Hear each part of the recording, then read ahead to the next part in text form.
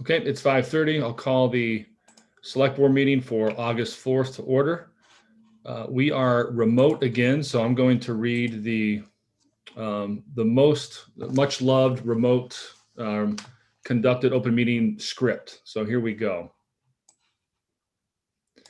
We are using Zoom webinar for meetings, which allows for the public to participate in the meeting as an attendee. Attendees must register to participate. The registration link is unique to the meeting. The registration link can be found in the description of the Nantucket government YouTube live feed for the meeting. People registering to be an attendee must use their names, otherwise they will not be allowed to participate in the discussion. Attendees will join in listening mode. They can click the raise hand button if they wish to speak. The chair will call on those who have raised their hands in the order they were raised. All questions should be directed through the chair. Now we're going to confirm everybody who's on this today. Board members, when I call your name, please signify that you are here. Melissa Murphy. Here. Christy Ferrantella. Here. And Matt Fee. Here. Okay, Dawn Hill-Holgate will be here. She's going to be a little late, maybe around 15 minutes. Staff, when I call your name, please show that you're here. Let's see, just in order that I see you. Jericho. In attendance. Libby Gibson. Guys, here. Okay, so I see Libby. She signaled something. Amy Baxter. Here. Brian Turbot. Present. Roberto Santamaria. Alive and well. Thais, Fournier. I'm so sorry. Thais. I'll say either way. Okay. Here. David Gray. Here. Lauren Sinatra. Evening here. Jeff Carlson. There's Jeff. Good evening. Oh, there you are, Jeff. And Mark Willett. Here. And then anticipated speakers. We have Greg, Marion and Greg Workenheiser. We're here. Hi there. George Kelly and Nick Nass. We're here. Thank you. And did I miss anybody? I'm trying to look through my, Craig Mulhauser. How you doing, Craig? Hi, good evening, Jason. Craig Mulhauser here. Thank you. And Will Cook. Present. Okay. So now that we went through that, this open meeting of the select board is being conducted remotely pursuant to Chapter 20 of the Acts of 2021. This meeting, the select board is convening by video conference via Zoom webinar. Please note that this meeting is being recorded and that all attendees that are participating by video conference accordingly. Please be aware that other folks may be able to see you and take note not to screen share your computer. Let's see, I believe. Make sure I got everything here. For any response, please wait until the chair yields the floor to you and state your name before speaking. If members wish to engage in a conversation with other members, please do so through the chair, taking care to identify yourself. And finally, each vote taken in this meeting will be conducted by a roll call. Okay. So we called to order. No changes to the agenda that I know of. Libby, announcements? Thank you. Sorry, ever since I got a new computer, something wrong with my mute button. So announcements, upcoming select board workshop meetings. You all have a workshop coming up this coming Tuesday, August 10th, starting at 10 a.m. via Zoom webinar about events. We've gotten a lot of public outreach out about it or are in the process of doing so. And I think, as you all know, the idea is to get public feedback on large scale events and the town's ability to manage those events. We also have a facilities master plan workshop scheduled for Thursday, August 19th. Right now it's scheduled at 1 p.m. in the training room, but we are looking at a potential move of that meeting to potentially the community room. So we'll keep you posted on that. The next select board meeting in accordance with the board's summer meeting schedule will be August 11th. August 18th, no meeting on August 11th.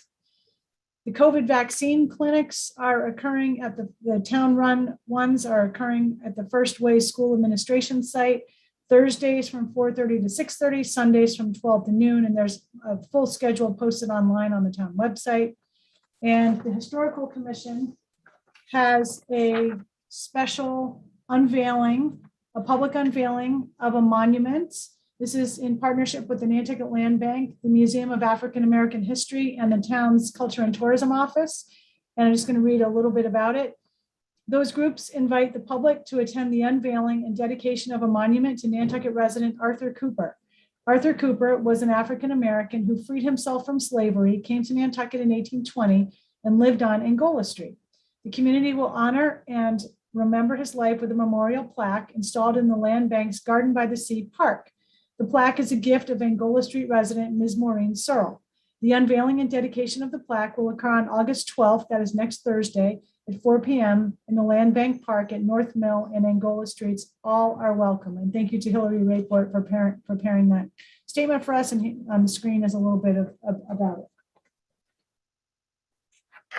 Sorry, can you just note that masks are requested at that event? Yes, masks are requested at that event. I'm sorry, I was specifically asked to do that and I totally forgot about it.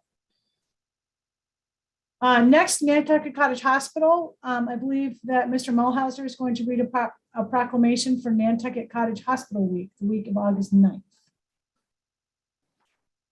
Thank you, Libby, and good evening, everyone. This is with regard to creating an awareness week the week before our August 14th NCTV Pops Redo, and we wanted to build awareness during this week. And I also think it's an important step forward in helping build the morale within the hospital, obviously in the wake of what we're seeing now.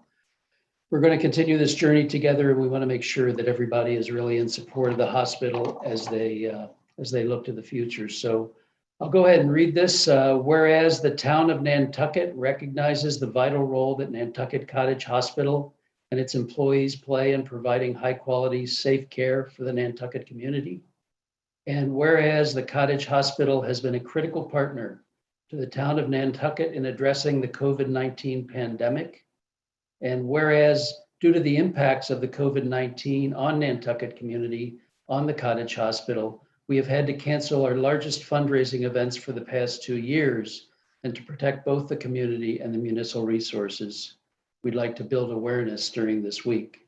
Now, therefore, the Board of Trustees of the Nantucket Cottage Hospital calls upon the Select Board of the Town of Nantucket to proclaim the week of August 9th, 2021 as Nantucket Cottage Hospital Thank You Week.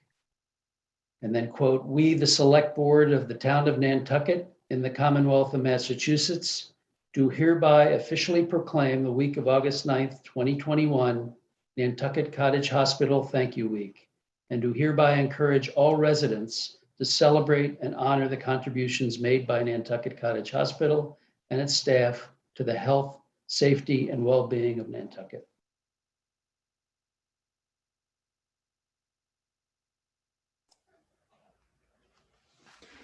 Thank you, Craig. Any questions or comments? Can I make a motion, Jason, to do so? So moved? Yes, I'll please. second, and I'd love to just make a comment that with an enormous debt of gratitude to the hospital for your support and partnership throughout the pandemic.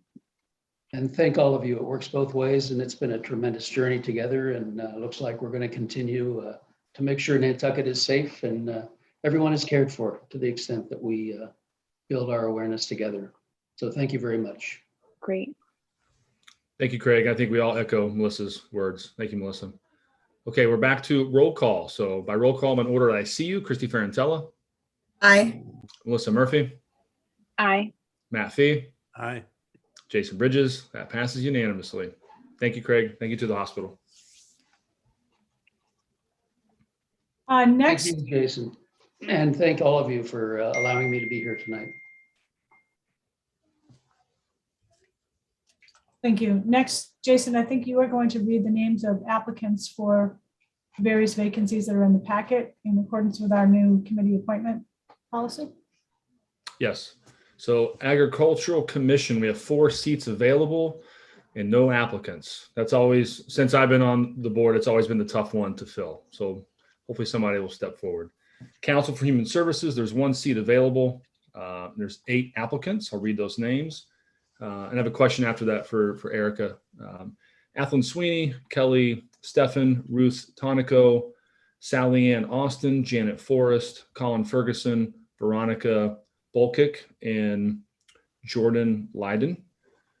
Question, Erica, if we have somebody resigning today, which means there will be a second seat open, do we have to wait another 2 months? Good with question. our new policy, or can we just take 2 of these? I would hope that the board could just appoint 2 people next week. Since this has been advertised extensively and you really do have a robust slate of candidates. Yeah. Okay. So we'll take it up next week. If we need any advice, we'll check on that. But I'd like to get 2 seats in there so we don't have to wait 2 more months because they need it. Okay. Thank you, Erica. Cultural Council, we have 2 seats available and 4 applicants: Ava Rollins, Philip Santarelli, Sarah Ellis, and Kathy Melrod.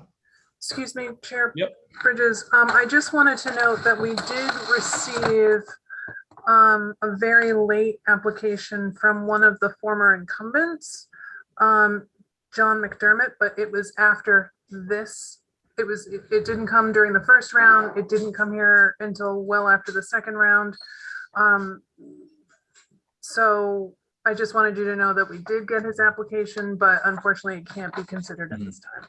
Yeah. Because of the policy. Yeah, I think this is one of the things we're finding out about our policy that may or may not need to maybe change, but we'll dig into that. Thank you, Erica. Nantucket Historical Commission alternate, 1 seat available. There's 5 applicants: Susan Locke, Linda Williams, Ethan Griffin, Barbara Ann White, and Jerry Ferguson. For Planning Board alternate, we have 1 seat available and 3 applicants: David Callahan, Chad Alexander Kilvert, and Abby Camp. Roads and Right of Way, we have 1 seat available and no applicants. I would, if someone is interested, that's a good one to get into. Erica. We do have one applicant, but it was late. So I'm going to be presenting you with that application on our round 3. Okay. Tree Advisory Committee, 1 seat available, 2 applicants: Ben Shampoo and Stephen Williams. Zoning Board of Appeals, 1 seat available and 3 applicants: Elisa Allen, Abby Molina, and David Pumphrey. And the Zoning Board of Appeals alternate, 1 seat available, 2 applicants: Jeff Thayer and David Pumphrey. And I believe that's it.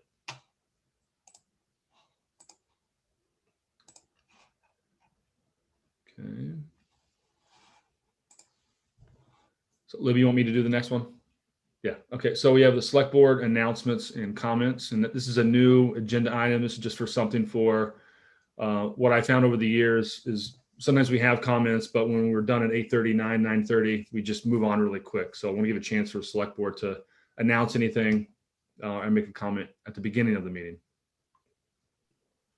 Anybody? Christy, Matt, Melissa? Nothing?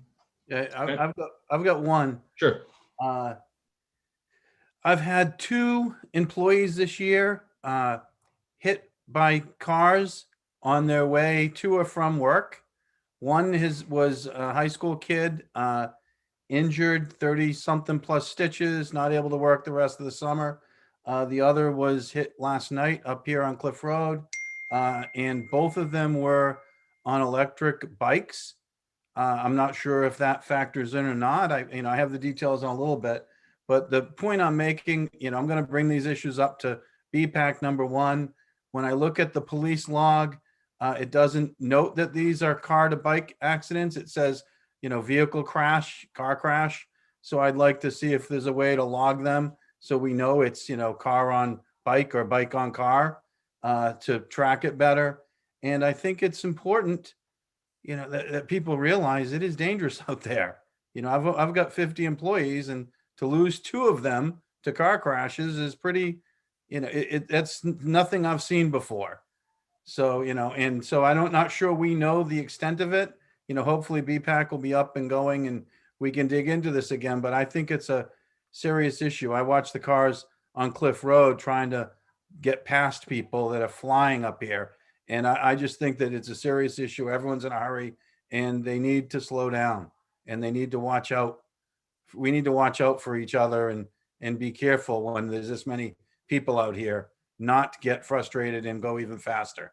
So anyway, I just thought that was, pretty, it's mayhem out there. It was pretty incredible. So. Thank you, Matt. Any comments from other board members? Okay. Next section is a follow-up comments from prior select board meetings. Libby, was there anything we had? We did not have any follow-up. Okay. Okay, thank you. Now, this is next section is public comment for anything that's not on the agenda.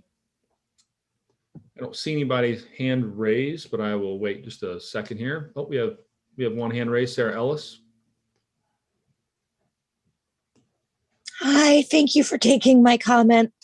I just wanted to say I remember a couple of weeks ago that Melissa mentioned PSAs in terms of, I don't remember the exact issue, but it does seem to me that this summer in particular, perhaps that's something that the select board could look at in a more urgent way. Not, as Matt was mentioning, and as I think we all know, whether it's anecdotal or data driven, this summer has been difficult. Not just like, oh, there's traffic, but a certain level of anger, maybe after the last 20 months of being restricted in many ways and continuing to be. But I just wanted to say that I think that that's such a good idea. I know that we get the town report and that there are various organizations that try to emphasize certain types of positive experiences and behavior. And I just wanted to say that I think PSAs in general, I guess I grew up with them in the 70s, and I think they're a good thing. Thank you. Thank you, Sarah. We have one more public comment for something that's not on the agenda. Hi, were you calling on me, Jason? Yes, Kim, I saw your hand up. Okay, great. Yeah, I just wanted to follow up, and I wanted to thank Matt for his comments on the bicycle situation. I was sorry to hear about his employees or whoever might be harmed through these accidents. And I know that at BPAC at one time, they were looking to try and figure out how to start tracking some of these things. And I'd love to see that group get back together. It seems that at one time they were saying, they were sort of looking at the electric bike situation and approving someone for rental electric bikes, but we've really sort of not followed up on that. So I'd really like to see some movement with that group. Thank you. Thank you, Campbell. I don't see any other public comment. COVID-19 update. Roberto, are you starting? Yes. Okay, thank you. So it was fun while it lasted with in person. Let me fix this. Here we go. So what we're doing, what's really important with us coming in here is really about 4 hours ago, we received the update from the BioBot sewer report. And that sample was taken on Monday, this past Monday, and it was showing about 40 cases per day, which is by far the highest outbreak, predicted outbreak that we have seen since the very beginning of the COVID situation. One of the really important parts to show and to really discuss is part of this is a direct result of how many people are here. So if you look at the BioBot sewer report, you'll see and I can pull it up shortly. You'll see that the graph, even though the spike is smaller than what we saw in January and February, the absolute number is still higher because of the amount of people we're here. It's that whole law of large numbers that we were hearing about early on, when you hear a lot of complaints about people saying, well, why are we masking over a 1% fatality rate? Well, 1% of 1 million is quite a few. So it's really a big deal. So what we're seeing right now is increase in cases. We have that the sewage flow that we saw on Wednesday, on Monday, was 2 million gallons, which at around 60% of the town being sewer. When you factor in that extra 40% for the population, we're looking at around a population of 70,000 people on that Monday. So when you look at the 40 cases per day, and if we'll say maybe only 10% of them, or we'll say 5% of them because of the vaccination rate, 5% of those people end up in in hospitalization. When we're looking at 250 people for the whole week, and 5% of them start going, that already exceeds what the capacity of our hospital can carry. So that's why it's very important. So in light of this information, we're holding a Board of Health meeting, an emergency Board of Health meeting tomorrow at 11:30 a.m. And what I'm going to be suggesting is that we create an indoor mask order, so that whenever you are indoors, you should be wearing a mask, and it will be enforceable through Chapter 111, Section 122, which does allow us to fine up to $1,000 per violation. And then I'm also going to recommend to the Board of Health that we bring occupancy down to 75%. And with that, I'll throw our testing questions to Jericho, because he's been really working hard on this testing program and our vaccination program, and then we'll go into questions after that. So very briefly, it's worth mentioning that we have two different signals of information, which are both suggesting that there will be an increase in cases in the coming weeks. That is, that we are not at our highest daily totals. Additionally, since we're maxing out at around 300 to 350 tests per day across all of the different providers, that means that there is a chance that we are also simply missing people due to insufficient testing capacity. So it's worth noting that coming from now on, it is most likely going to have an increase in per day confirmed results, and that will increase likely for, I would assume, about 2 weeks if all goes well. Currently, we have PCR testing available at 3 different locations. NCH is doing the lion's share of testing right now, and they are, they're looking to expand their testing capacity. Additionally, both Accidental Arts and now Nantucket Dermatology through Nantucket Medical Specialties is also offering PCR tests with the Nantucket Dermatology doing sending their tests off for a 24 to 48 hour turnaround, and then the same day confirmation of PCR tests at Accidental Arts. We also have received a shipment from state of rapid antigen tests. The rapid antigen tests are not as good from my point of view as the PCR tests, but they do allow people who cannot get to tests the chance to screen. We have those rapid antigen tests available for individuals here at the new health department location. They're in the vestibule outside to minimize exposure risks. We're going to try to have individuals come and grab them without entering the office itself. And then additionally, if you are a business owner and you have exposures you're trying to track, you would get in touch with me, email me directly, and I'll try and set you up with sufficient tests to do an initial screening of whatever exposures you can't get sent to traditional testing sites. Additionally, there are more test kits on the way from state, and once I get those in, I'm going to be trying to set up sort of weekly screening protocols using the antigen tests, so that restaurants and retailers are capable of managing a weekly screening protocol, especially now during the height of transmissibility, sort of our high case numbers. are kind of a concern, and managing it from a business to on a business level worked fairly well with our vaccination clinics. And so we're going to be doing something similar for businesses.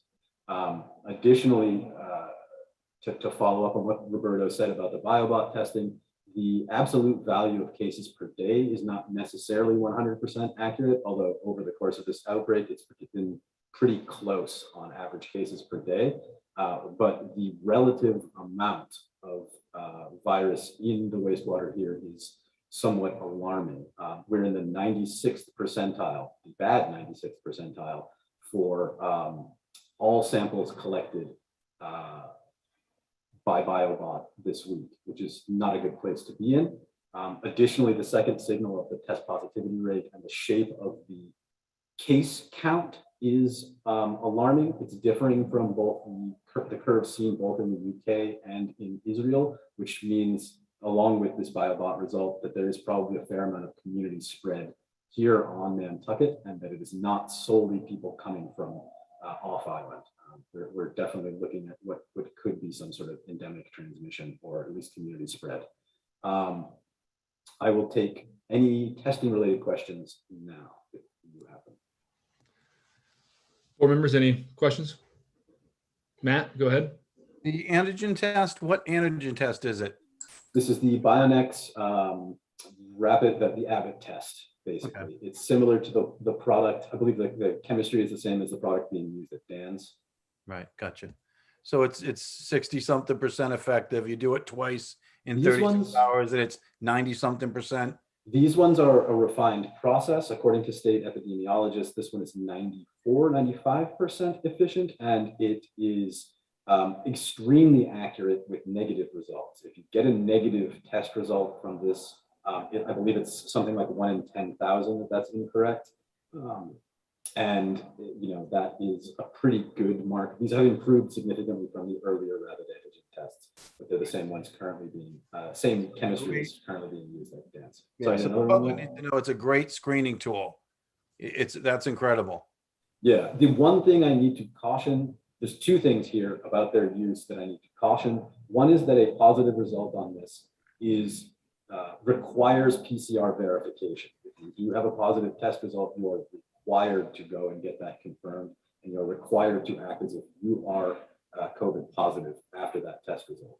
The second is, and this is a tricky question around testing that's been the case since the start, is that you are unlikely to test positive if you are infected inside of a certain incubation period. And that incubation period for wild type and the previous variants was about 72 hours. So if you test before 72 hours after your exposure, you're learning nothing. You could very well still be positive, and you could pop later. Some of the indications I've seen out of a couple of studies that came through the Journal of Virology recently suggest that Delta might have a slightly faster replication rate and might become infectious inside of 48 to 72 hours, but you should still test 3 days after your exposure. That's a major concern, and one that I cannot say enough. Yep. One follow-up, Jason. Do we know where the transmission on island is occurring? What types of, is it events? Is it homes? Do we have that, any idea? So contact tracing takes time.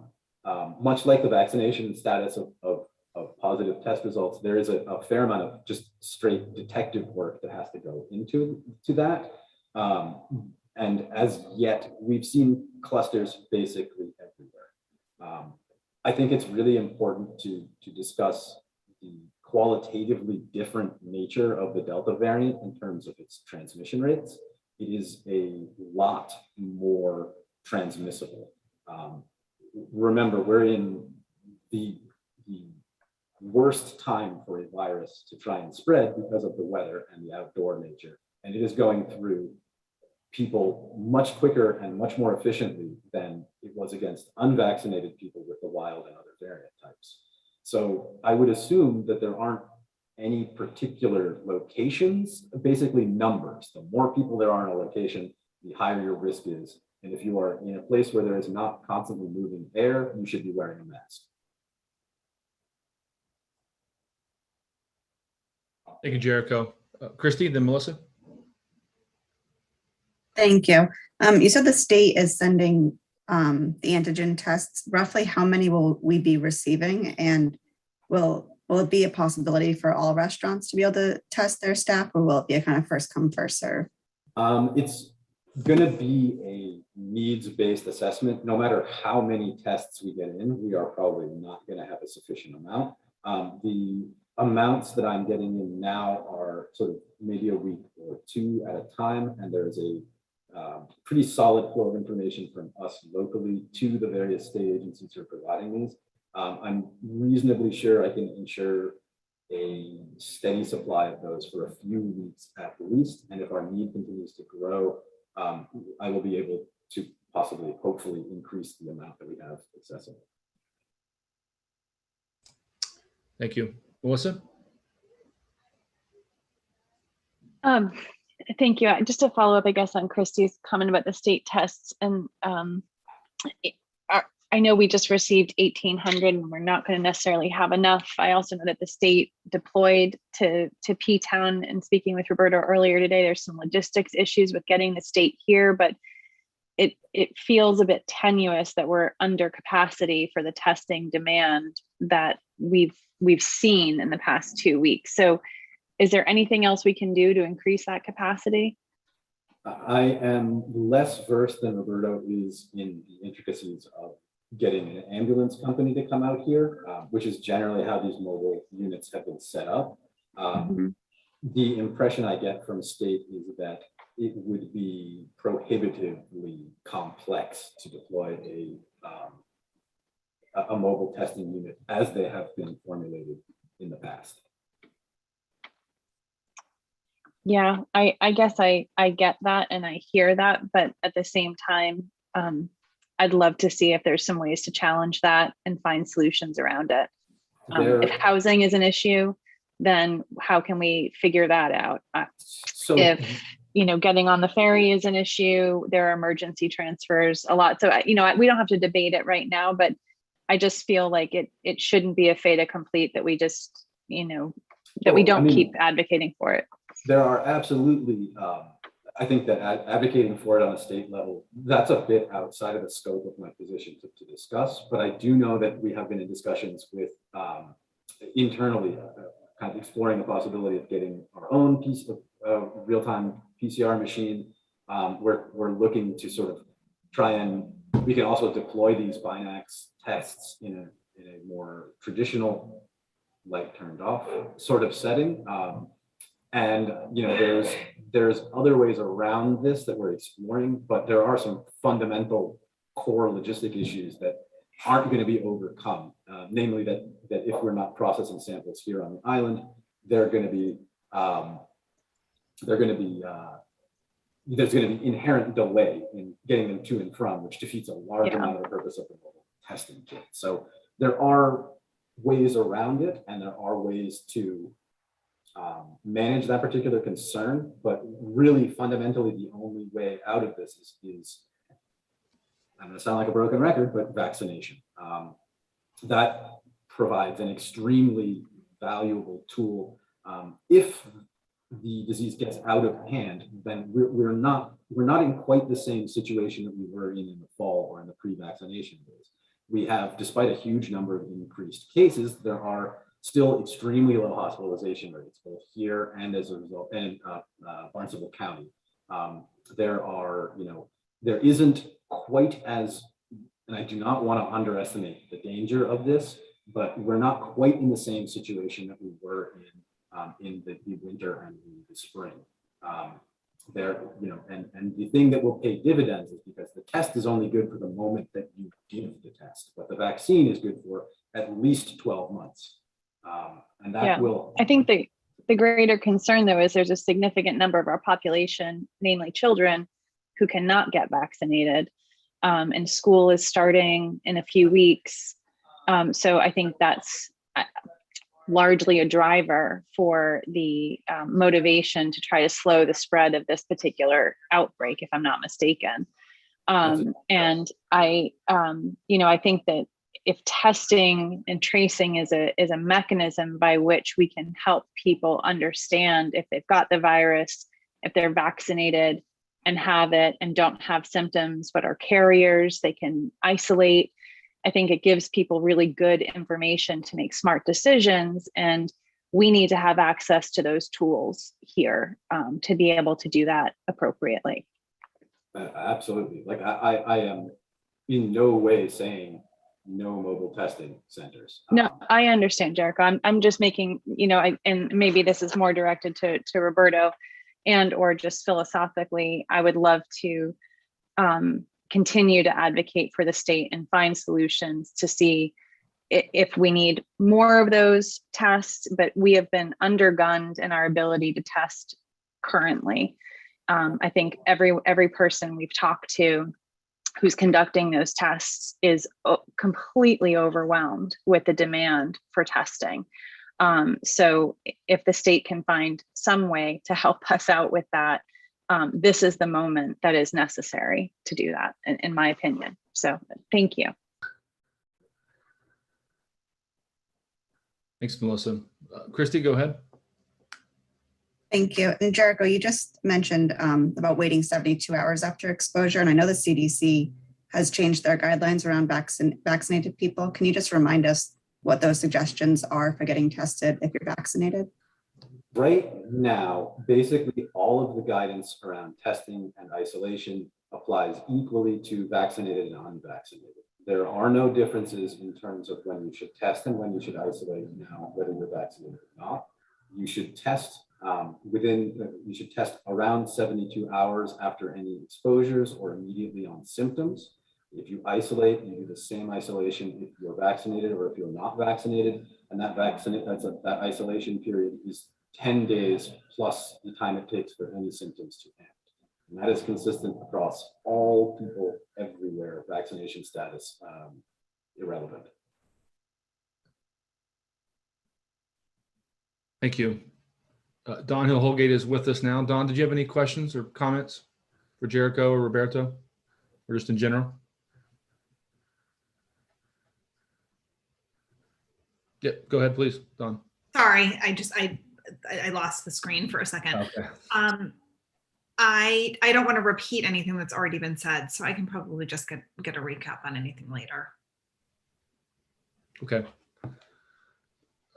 I had one thing, and I've got a couple emails about it with Roberto and Libby, but I just want to, I was under the impression this could totally be my fault. I've been telling restaurants and people who's asking for a mask mandate that we can't do it. We have to go through a public hearing. And I think we're finding out now, maybe because P-Town went ahead and did it and kind of pushed and they showed that we could do it through a chapter or whatever you suggested or whatever you said, Roberto.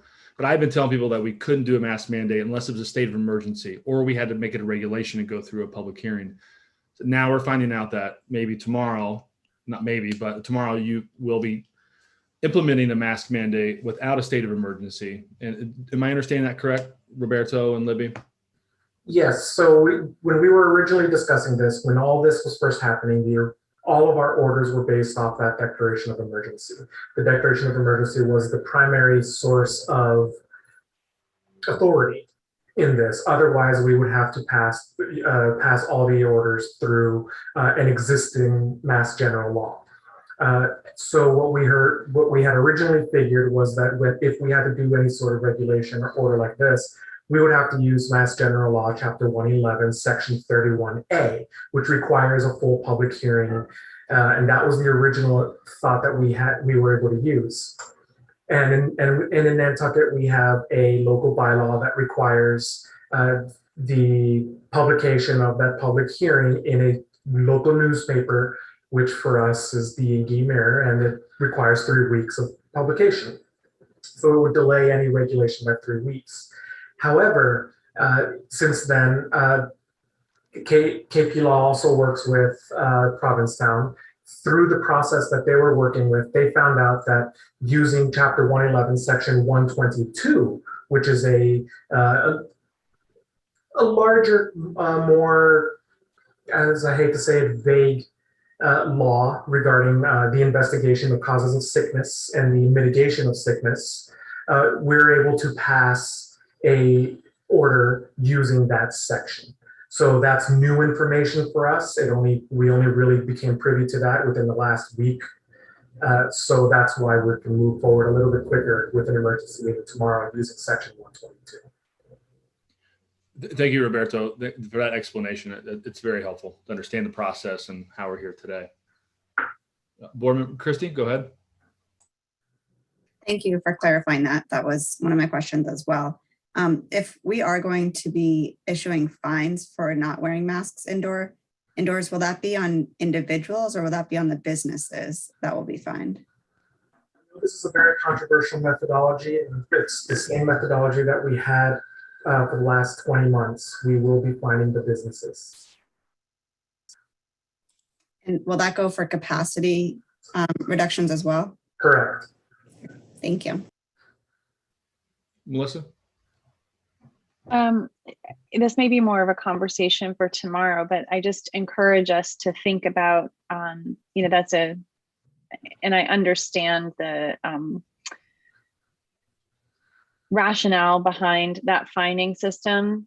But I think we also just need to acknowledge that our small businesses are under a tremendous amount of pressure right now, and that they have been doing an incredible job. I'd like to say all of them have been doing an incredible job navigating incredible amounts of people and pressure and trying to navigate their own mask requirements. And I encourage us to find collaborative ways to support our business community right now, because they are struggling. Some people are doing well financially and making up for losses from last year. Some are surpassing goals, and others are just breaking even. And I think that we need to really, through our leadership, demonstrate a team approach, that we're in this together with our businesses, and that the town is their partner,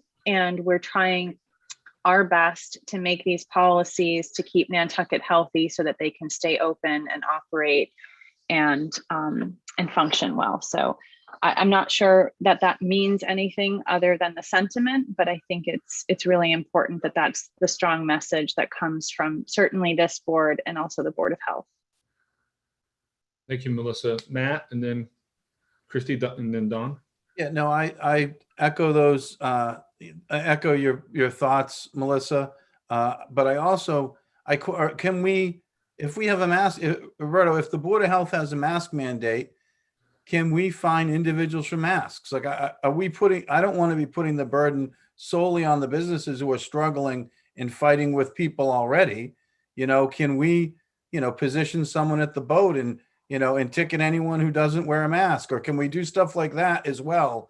That would, that's what some of the businesses are asking for, is, to not be doing this alone. I do understand that, absolutely. And yes, we can find people directly, but at the same time, all we can do is ask them for information. What it really comes down to is their identification is protected by the 13th Amendment, by us telling we're not police officers. So if we come up to somebody and we ask them for their information and they tell us to F off, we can't force them to show us their identification. That's the biggest problem with these sorts of issues. We don't have the authority to request that information without a warrant. So our mechanism is to use those who can enforce it. Matt, you had a follow up? I just, that premise, I'm not sure I agree with the premise. I think we need to dig a little deeper into that. And if we need to, if this is serious enough and we need to, reposition or redeploy police powers or do something else, we need to do that. I think that putting this on, the businesses, putting this solely on the businesses is that's a very, it's very difficult. I can't believe that there's no other way for us to be be involved in doing it as well. That's all I'm saying. This reminds me a little bit of whenever we talk about raising, raising fees. The police. It's really easy to go after the restaurants because you have 3 or 4 different things. So the restaurants get whacked and everybody else gets ignored for another year. This feels a little bit like that to me. And we've got to find a way that it isn't, that we are, we're cooperative, that we're working together and we're not just putting it all onto someone else and saying, see, well, we're going to fine you. You're a bad guy. How do we do this cooperative? That's what I'm trying to get to. I don't have the answer, but I'm just putting out the question. Thank you, Matt. Roberta, do you want to respond or can I go to Christy? Oh, I actually did the COVID task force over the wintertime, and I did a fair amount of enforcing on this. And you are going to need more institutional agents operating than we cannot. If we had every single person who worked for the town on the mask feed every day, we could maybe make a dent in that. But we need to have a variety of different enforcement mechanisms, and we need to target the people who are most at risk. Basically, the people who are most at risk for catching COVID are people who are working in retail and working in restaurants. And the importance of giving them the tool to tell people that they have to be masked or we get fined is an incredible motivator. There is no ideal solution on the enforcement front. You need to have multiple prongs of enforcement. These are things that I learned roughly and uncomfortably over the course of this winter when I was running around telling people to put masks on.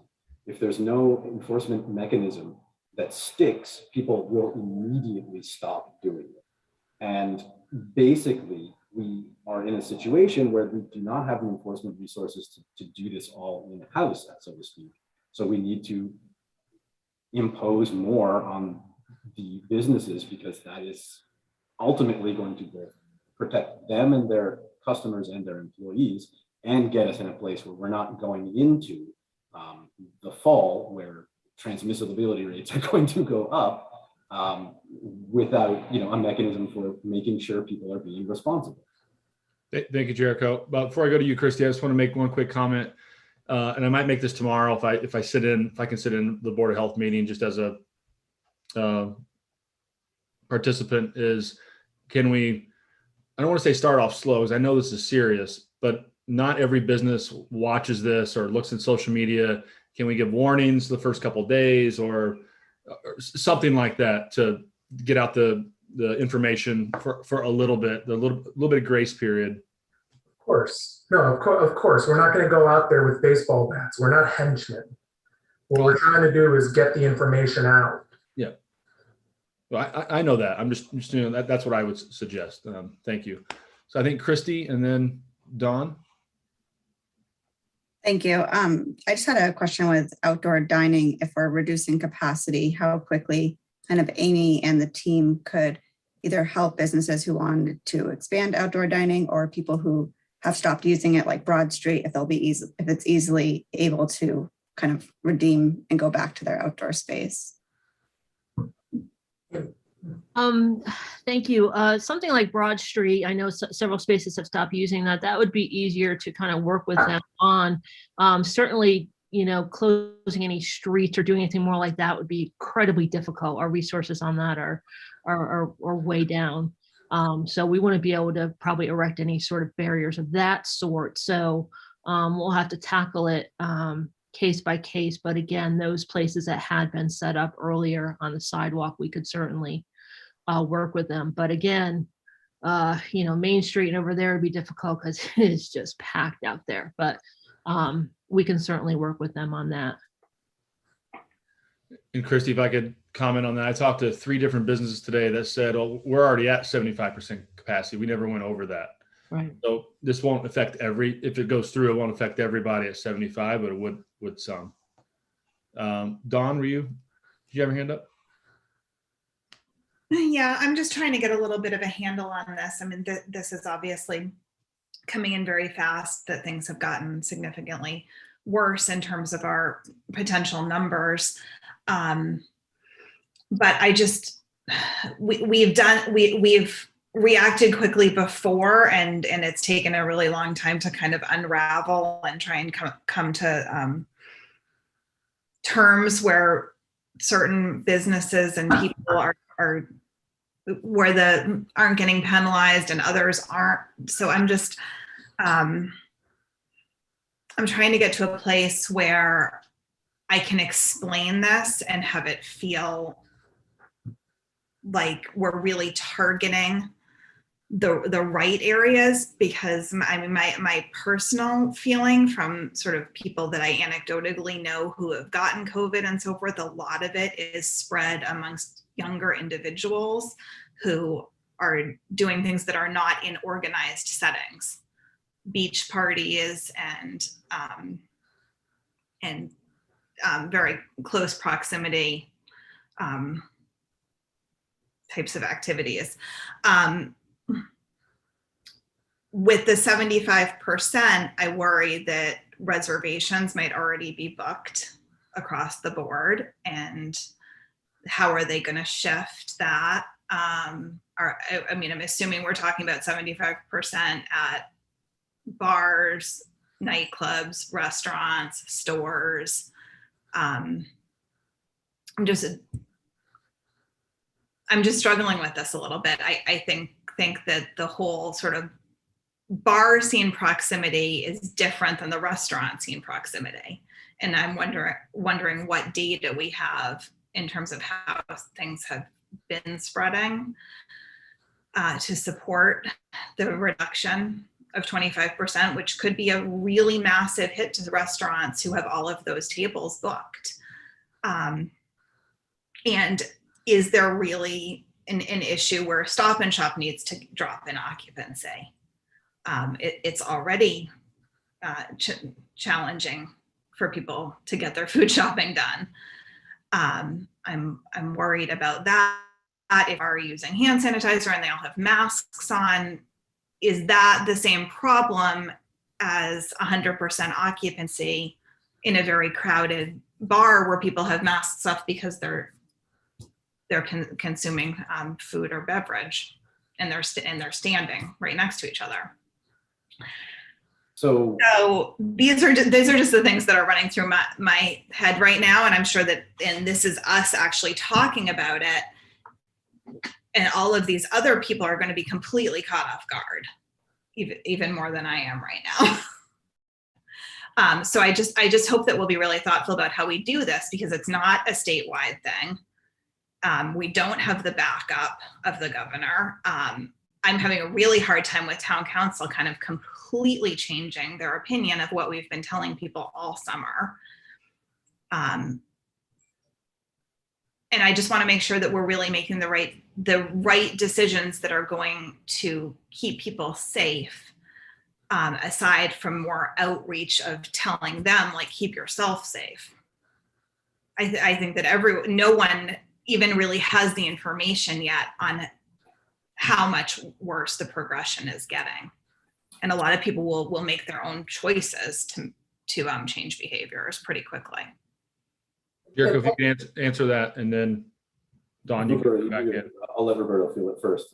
Sorry, go ahead, Roberto. And that's definitely understood. And one of the things that we are seeing is that a lot of these spreads are actually happening in the restaurants. As you know, 3 restaurants were already closed this week due to spread among their own staff. And they didn't catch it by paying attention to the rules either, because it's really easy to get this. And we have to work off of the what we call DOPE, data and previous engagement.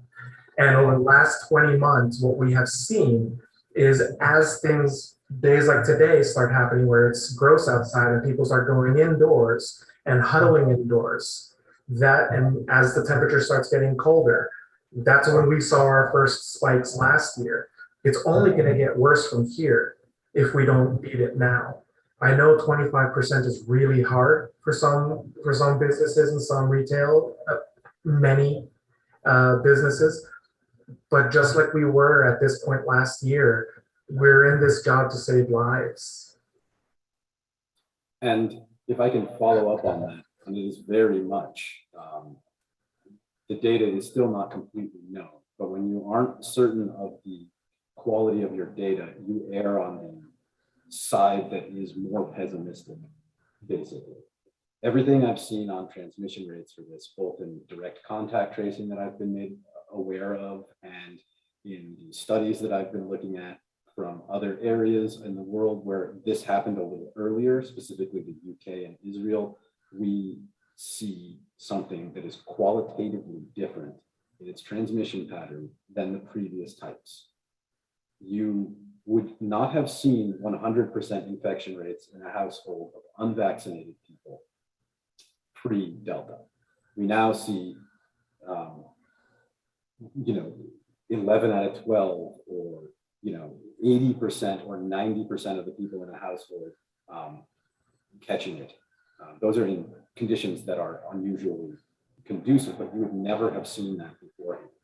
The spread of this variant is between 150 and 220 times, sorry, not times, percent, not times, percent more transmissible than heirloom or wild type was. That makes it a lot closer to something like chickenpox in terms of how it spreads than even the flu or the cold. It is a bit intimidating if it gets rolling. Don, did you have a follow-up on that? You had a. I just wanted to ask one question about that, because I know we've had some significant outbreaks in restaurants, but was it between staff and customers, or was it all between staff who lived together or mingled together after? So one of the things that we saw, one of the big parts that we saw is both. There was a type of party, we'll say, because it'll narrow it down too much. It was a type of party that was catered by one of these restaurants. They caught it from the host of the party. And then though there were about 3 people who caught it from that host. And then they brought it back to the business. And then that same person worked in 2 different restaurants. And now both restaurants were fully hit by it. Both restaurants were closed. Well, if I could follow up on that, Don, but that wasn't in the restaurant staff giving it to patrons indoors. I think that's what I'm curious about, because I know restaurants are the most controlled, or ideally they're most controlled. So that's I was curious about that too, Roberto. Like, is it going from a server to a table, or is it people congregating at a table? It was what we're seeing is both. And a big part of this, and actually it was just brought up to my attention as well, that this is an indoor mask order that we're talking about. This does not hit the outdoors. So for example, the example that Matt used earlier about having somebody at the High Line is moot because they're outside. That doesn't mean we should, make sure that public transportation is not, handling the masking up internally.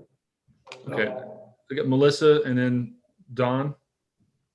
Sure. I just wanted to follow up on a comment, Don, that you made about the sort of change in Council's opinion. And, I sort of liken it to the CDC changing its opinion on the importance of masking.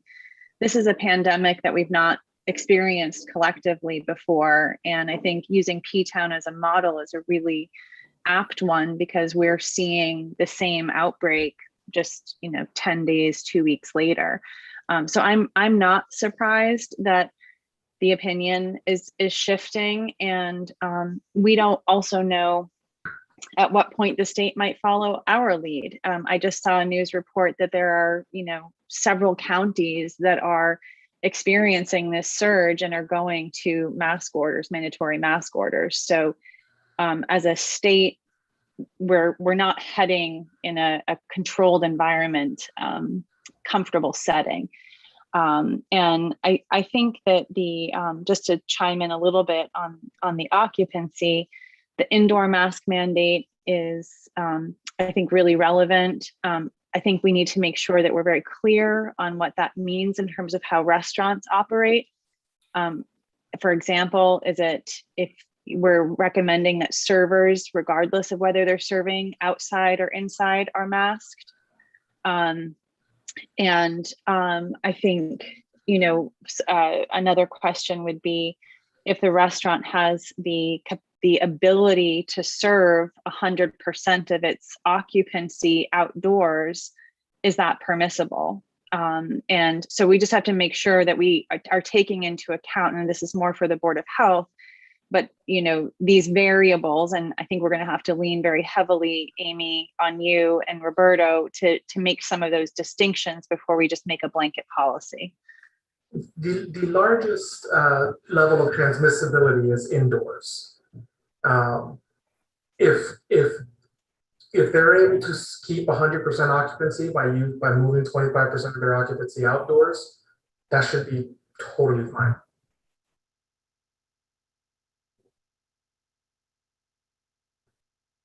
Anybody else? Dawn? Oh, I just wanted to comment that I have not been on the High Line myself, but I am hearing that they are cracking down on the masks. And I mean, I do think is a good example of sort of calling it to their attention and calling to their attention where things have been heading, and that they started enforcing it. Just wanted to mention that. Specifically with the public transportation to and from the island, and this is something that I found with the COVID task force over the winter as well, is that if everyone's on the boat and no one's wearing masks, nobody's putting their mask on after they get off the boat. So it's extremely important that we have very strong compliance on what is essentially a giant tin can with not particularly moving air that everyone spends 2 to 3 hours on as they are coming here. If there is a single place where everyone should be wearing a mask, it is on the boat. Sorry. Yeah, Jason? Matt, go ahead. Yeah. Yeah, it's a petri dish. It was how the epidemiologist I spoke to a little over a year ago called it. He said it was an ideal environment, and that was before Delta even, was in existence. Anyway, what I've seen with my employees, I've got a lot of young people this year. What I've seen is there's a whole different mindset this year there than was last year. Last year, there was a mindset of let's stick together, let's stay in our pod, let's stay at the employee housing or at the beach and mostly together, a couple boyfriends and girlfriends. This year, it is an entirely different mindset. It's, bar scene, out till late at night, late out house parties after, yachts in the harbor. It is the Wild West again. And so, so if we're wondering what's happening, I'm not wondering. I can understand. And I've talked to a lot of them and said, hey, a lot of them that say, oh, I'm really worried about COVID. I said, well, then be more careful. What are you doing then? And I'm being like the old fuddy-duddy grandfather, but so anyway, that's that's what I see out there with that age group on the street. That's an excellent point that you bring up. One of the things that's really important is we all know what it takes to prevent this. We've been at it for almost 2 years. We all know what it takes. It's just now with the amount of people out there and the summer being a little bit more lax, I think we can all agree it's been a madhouse out there. And we have a big, across the country, there is a thought of it's over, we can get back to normal, and it's not over. And we're going to be seeing resurgence of this. It's going to be a while before we're kind of out of the woods. And Matt, you bring up an excellent point in that, like you said, you know what it takes. Be more careful. Jason just stepped out. Is there any other board comments? I just had one more comment, just after hearing a lot of the other comments from Dawn and others. I know this is a Board of Health decision, but I'm wondering if there are any, kind of what Jason was saying before, baby steps. Could we do something where the staff of these establishments are required to wear masks, because as everyone's been saying, I think it's a lot on the small businesses to try to mandate masks and then get fined if the people are not listening to them. And my other thought is just around kind of what was in the phase 4 governor's plan, and what was opened up at that last stage. Is that something that could be reduced as like a first mitigation step instead of doing like all businesses, retails, everything? Just some ideas to bring to the Board of Health, and just wondering kind of if other towns have done capacity reductions as well, or if we would be setting the stage for that. So just wanted to throw out some ideas and comments for the meeting tomorrow. And Jason's back. Absolutely, we could definitely discuss those tomorrow. It'll give me a little bit of time to get what other towns have done it. I am part of a Board of Health listserv, and I do know that some towns are at the very least considering it, and some towns are already implementing a level of occupancy or never even lifted some occupancy. So I'll see what I can find on there before tomorrow's meeting. Any of the board members have any comments or questions? All right, I know a lot of people had their hands up. I'm not going to take any public comment on this. Please send your inquiries to me and I'll pass it on, or you can send it right to the Board of Health. Thank you, Roberto and Jericho. Okay, let's see, new business. There's been a hand raised. Yes, I'm not taking that right now. Thank you. I asked anybody who had their hand raised can email me and I'll pass it on. We're going to move on. So no new business that I know of. I get a motion for approval of minutes and payroll warrants and treasury warrants. So moved. Second. All those in favor by roll call and order I see you. Melissa Murphy. Aye. Don Hill Holgate. Aye. Matt Fee. Aye. Christy Ferrantella. Aye. Jason Bridges, aye. That passes unanimously. Okay, pending contracts. I think Christy and I talked, we were going to do this in 3 parts. We were going to take out Vineyard Wind and the RFP for jetties for the concessions, and then vote on all the other ones, and then take the other 2 separate. Is that okay with the board? So is there a motion for all the pending contracts? Approval of all the other ones. Besides Vineyard Wind and besides the concession? Yes. Second. All those in favor by roll call. Melissa Murphy. Aye. Don Hill Holgate. Aye. Matt Fee. Aye. Christy Ferrantella. Aye. Jason Bridges. Aye. That passes unanimously. Can we do jetties next in the concession? And then I'm going to recuse from the Vineyard Wind, and Christy will take over. Brian, would you- oh, I'm sorry. Does anybody have any questions? Do you want me to take you through the process, Mr. Chairman? Would the board like that? Yeah, I'm seeing some head shaking. Yes, thank you. Quick comment is just before we start, I filed a disclosure of appearance of conflict of interest. I sell 2 of the people bidding on this, but it is not very much a year. It's minimal, and it will not influence my ability to do what's right for the town. I can be fair and objective, but I just want that on the record. Thanks, Matt. Go ahead, Brian. Thank you, Mr. Chair. So as the board's aware, we conducted an RFP process statutorily under Chapter 30B. We do have to conduct a public procurement for the award of the lease. This is disposition of real property. The bids we posted the RFP as required. The bids were due back on June 1st. We did receive 3 responses to the RFP request that was posted. One was from Swim at Jetties LLC. One was from Hither Creek LLC, doing business as Millie's, and then doing business as a proposed The Harpoon at the Jetties Beach location, as well as from a proposal from the current operators, Sandbar Ac LLC.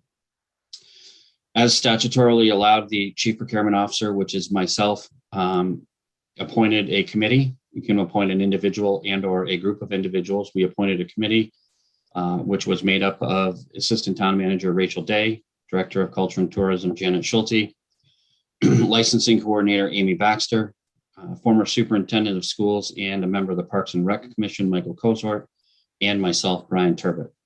Individually, we reviewed the bids, reviewed the proposals, we scored them, and then we did post 2 public meetings. We were required to have the evaluations publicly.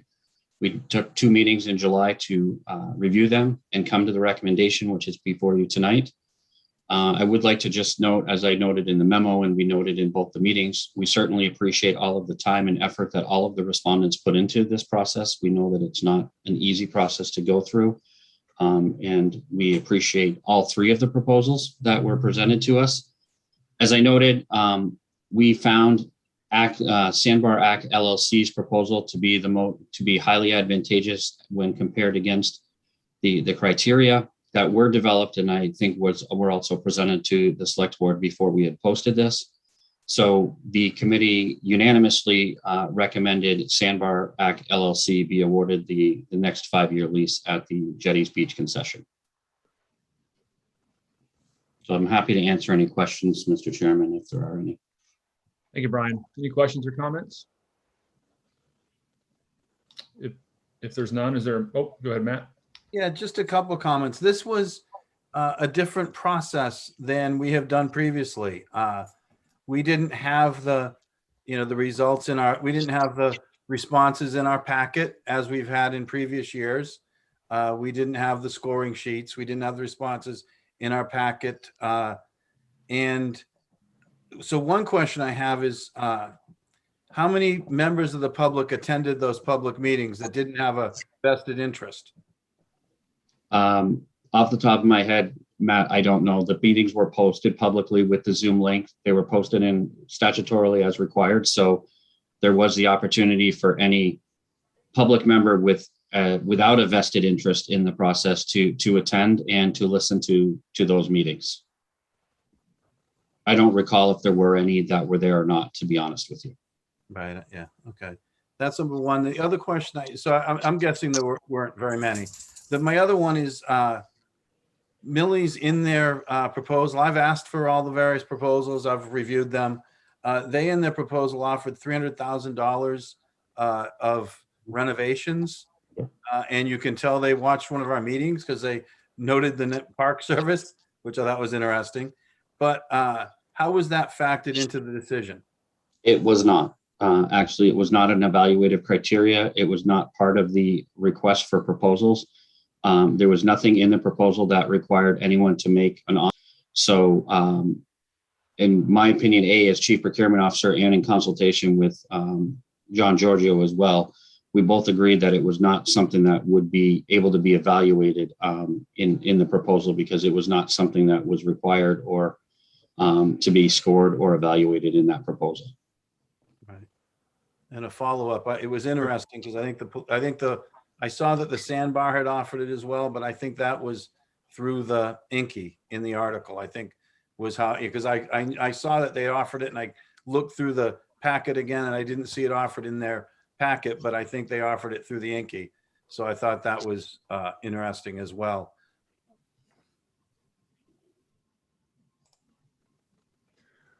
Any other thoughts or comments? Thank you, Matt.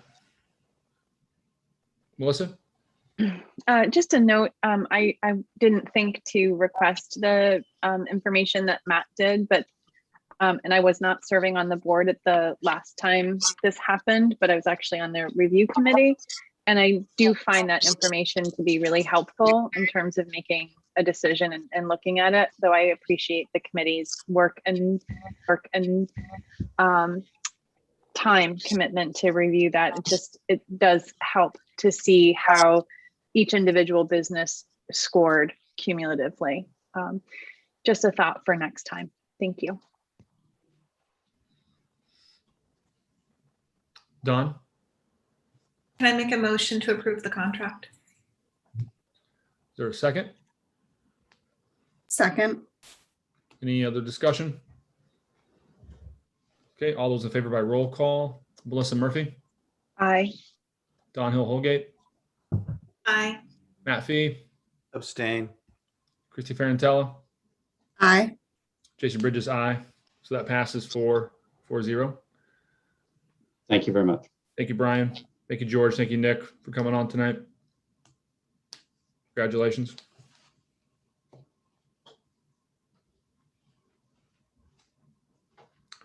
Okay, so Christy, I'm going to recuse myself here, come off this. Thank you, Christy.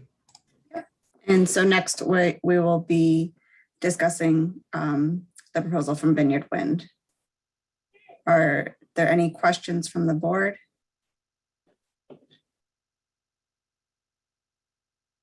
Not seeing any questions. Marion and Greg, are there any comments you wanted to make? Thank you. Hi, everybody. It's good to see you. I think it's been about a year since we approved the Good Neighbor Agreement with Vineyard Wind. Vineyard Wind has now received all of the permitting approvals that it needs to begin its project, and it is headed towards financial close, which is the event that occurs that will cause them to make the financial payments for the Offshore Wind Community Benefit Fund. As part of their financial close, Vineyard Wind is creating a holding company called ShareCo that will hold all of the obligations for all of its projects. And they have asked the board to sign an assignment, which will assign the agreement to ShareCo, the holding company. It's important to know that Vineyard Wind 1, the first project, will still be making the payment at financial close. And they're not transferring any of their liability under the Good Neighbor Agreement. It's just an entity that's going to hold all of the agreements that Vineyard Wind has made. So if you have any questions, let us know. I know that John Giorgio has reviewed the assignment.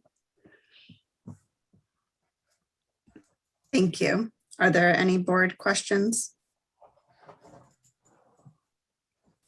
Matt? Yeah, just a comment. One of the concerns from the public was that this isn't just sort of a shell company and that we end up doing sort of what the oil and gas industry does, which is, sell and sell and sell and then leave, the public with the money. And we were assured through emails I saw earlier that that is not the case. This is assignable and enforceable, and Greg and Marion have checked all that. So I just wanted that on the record for the public to hear. And I'll make a motion to approve. Thank you, Matt. We do have one public hand up. If the board wouldn't mind taking that public comment first. It's fine. Bruce Mandel. Thank you, Madam Chair. I sent an email to the select board members expressing some reason for caution and perhaps some informed prudence. I'm glad to hear that the attorneys feel that there is no transfer of liability. I don't read these two agreements, the Good Neighbor Agreement and the Transfer Agreement, in that same light. And I'm not sure whether the attorneys are offering the select board legal opinions or they're making business decisions or both. But it's clear to me, based on past experience with wind projects that I have been involved in on both sides of the fence, that these types of agreements need careful vetting and need more public exposure to public review and comment. My comments that I sent to the select board relating to liability transfer pertain not just to the current payment, but to the obligations to pay subsequently for the other 4 projects, what appears to be $3 million each as they come into fruition. And I question the agreements regarding the availability of future funds and which entity is going to be paying in the future. And there are some missing exhibits in this agreement. So I'm wondering whether this discussion is a bit premature. And I understand from the staff document that This is a very important document to execute at once because their financial closing is upon us. But this agreement could have been presented in a more timely manner. So I'm just going to ask that my email to the select board members become a permanent part of the minutes for today's select board meeting. Thank you very much for the time to express this. Thank you, Bruce, and I will make sure that that becomes part of this meeting. So Matt made a motion. I'll second. Okay, all those by roll call vote. Matt Fee, Aye. Don Hill Holgate, Aye. Melissa Murphy, Aye. Christy Ferrantella, aye. That passes 4-0. Thank you, Christy. Thank you, Greg, Marion. Thank you. Thank you all. Have a good night. Thanks. I think that's it for pending contracts. Next agenda item is a consent item, Resonation acceptance of Counsel for Human Services. Is there a motion? So moved. Second by Christy. All those in favor by roll call, Melissa Murphy, Aye. Don Hill Holgate, Aye. Matt Fee. Aye. Christy Ferrantella, Aye. Jason Bridges, aye. That passes unanimously. On to Jason, can we just add thanks to Vanessa for her service? And I'm sorry to lose her to Hyannis.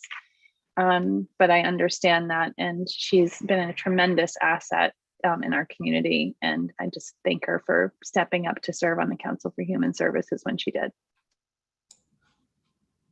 Thank you, Melissa. I feel the same way. Thank you. Citizen Department request, Town Clerk request for reappointment of election officers. I think we have Nancy here with us. Hi, Nancy. You're muted, Nancy. Hi, everyone. Thank you so much. I don't really have anything to say. This is the annual reappointment of election workers as required. So I don't really have anything to add, but certainly if anyone has a question. Dawn? Motion to reappoint. Second. All those in favor by roll call, Melissa Murphy, Aye. Don Hill Holgate, Aye. Matt Fee, Aye. Christy Ferrantella, Aye.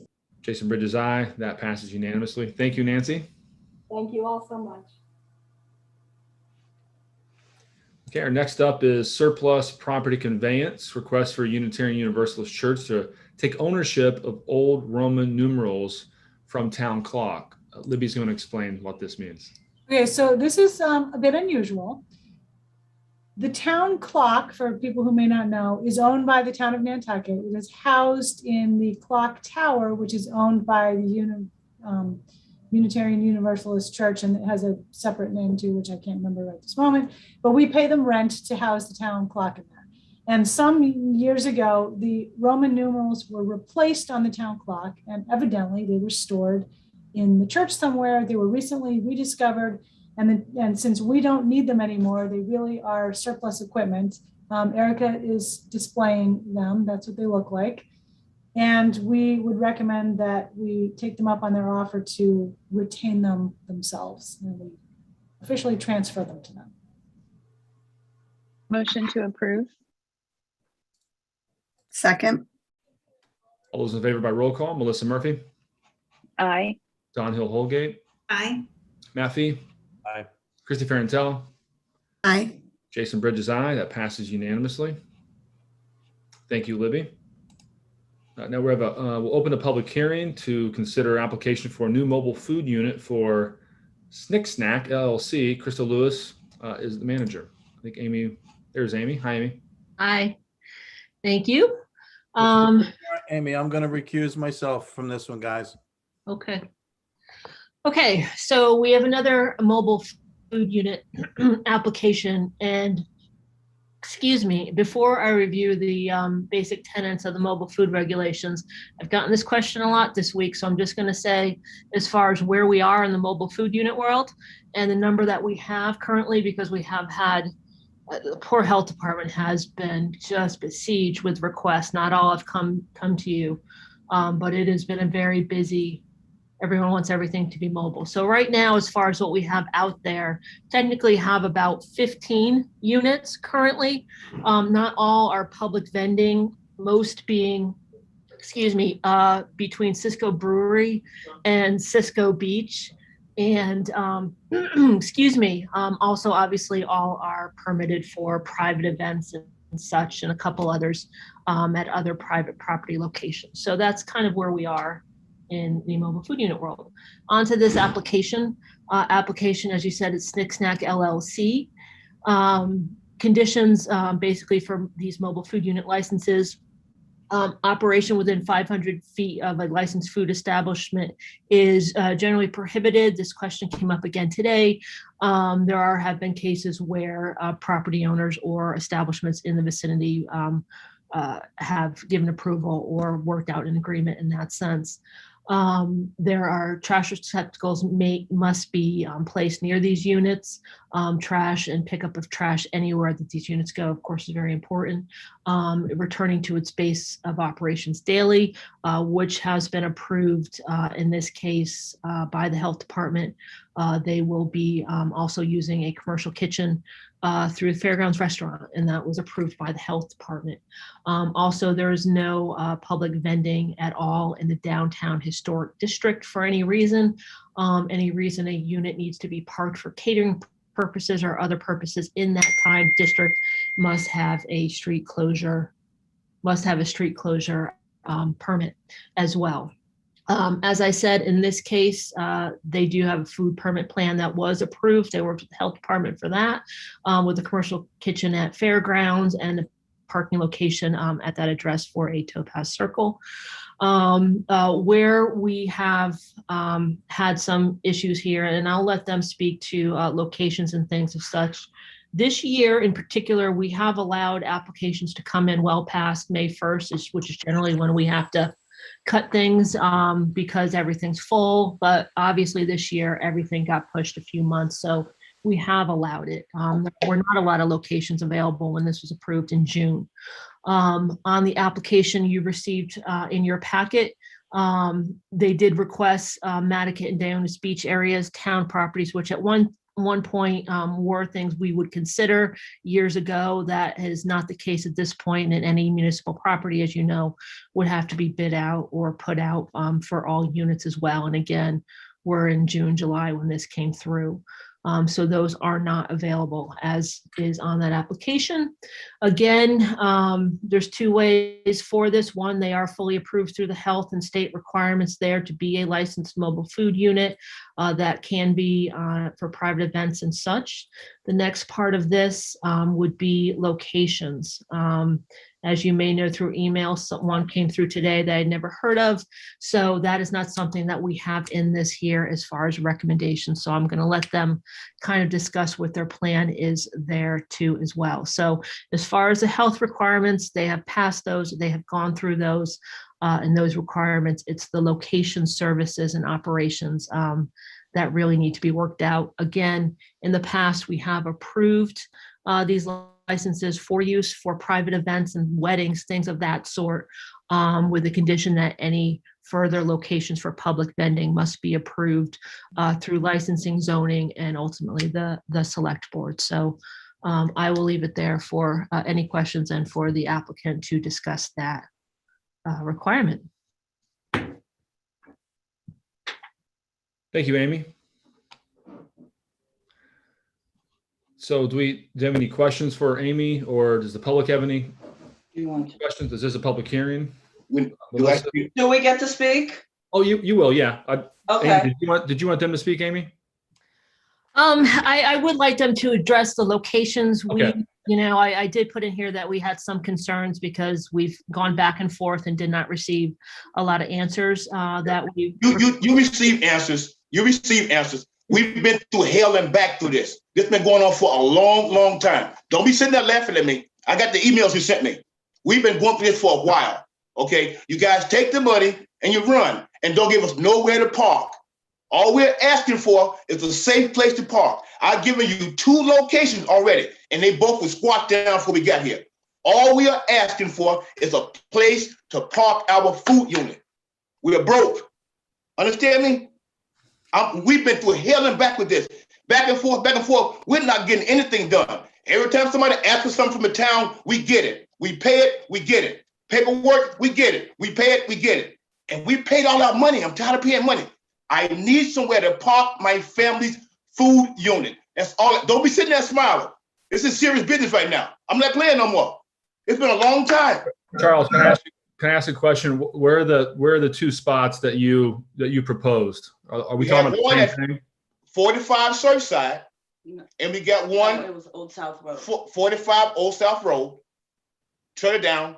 We got another one at 104 Pleasant. 104 Pleasant Street. Too close to other restaurants, he says. Everything is 500 feet around here, which you can't do nothing within 500 feet. I don't know where these rules came from, but these rules were meant for a food truck not to run on Nantucket. The restaurants got food trucks, of course. We are the only independent ones out here trying to get something started. And every wall we get to, the wall gets bigger and bigger and bigger. I'm tired of jumping over walls. Give me somewhere to park, please. That's what I'm asking. That's all I want. That's it. Well, thank you, Charles. I know back in the day when I used to run the food trucks, the canteen trucks for foods, we had a hard time trying to find out where to park. We went to individual, we drove around, which wasn't really cost effective. But I know it is an issue. It's also not fair to park too close to restaurants. So I know why that rule is there, just to not have a bunch of food trucks parking right outside of a restaurant. It ain't no bunch. It's us, just us right now. Oh, no, I know that. Yeah, I'm just saying I know why the rule is in there, that the whole 500 feet. Amy, did you want to respond, or does any board members have any comments? Okay, so it sounds like those two options to park just don't fall into our policy, right? Go ahead, Amy. I want to say that I'm not sure about the Old South Road location. And again, some of our staff has handled this, so I don't know if I've heard of that one. The one on Pleasant Street is in the parking lot of Nantucket Bank that I heard of today. So I sent them a message and said, look, technically that is within 500 feet of several different establishments, but you'll have to make the argument to the select board as to why that would be okay. I didn't say no. And as far as, I'm not even going to get into this, but every single license. Man, we've been fighting with this thing for almost a year now.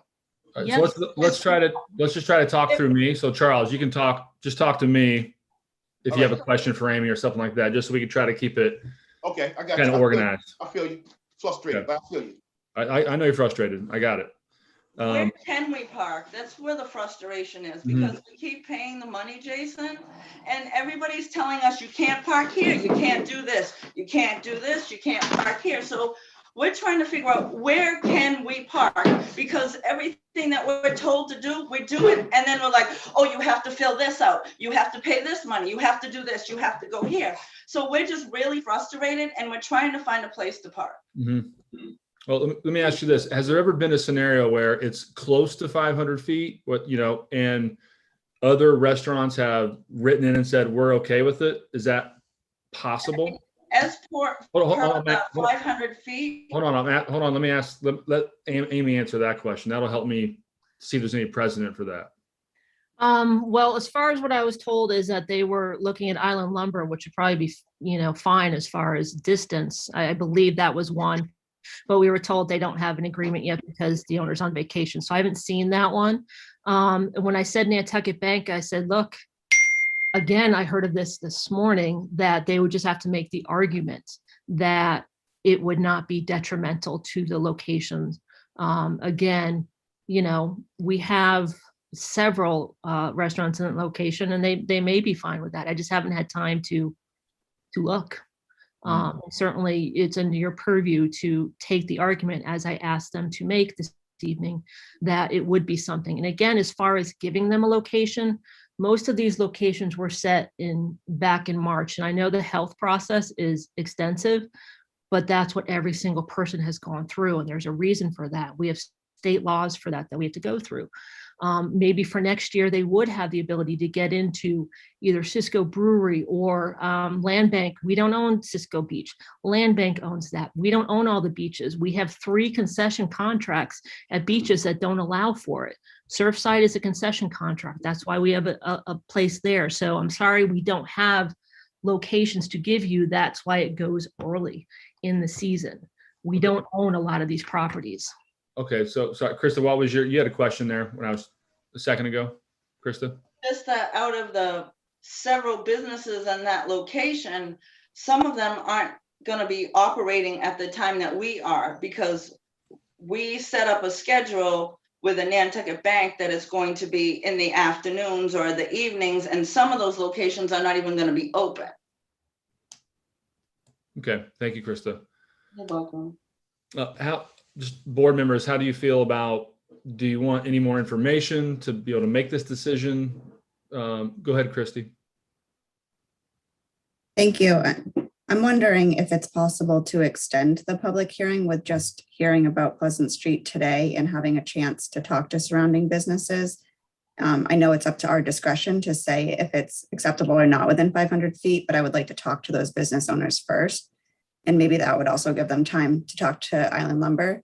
So I know that we meet again in 2 weeks. I don't know if that's something that we could do, is extend the public hearing. Thank you, Christy. Dawn?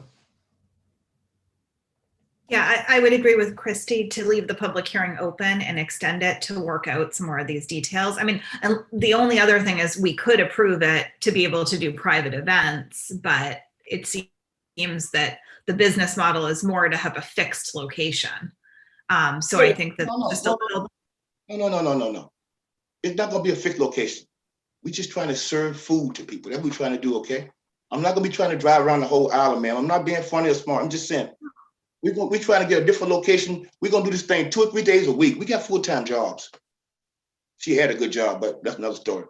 You know what I mean, man? Right, no, Charles, what I mean is you're looking for a location where you can have it parked. You don't want to just cater private events. You want to have a place that's open to the public. We gotta try to do that kind of stuff.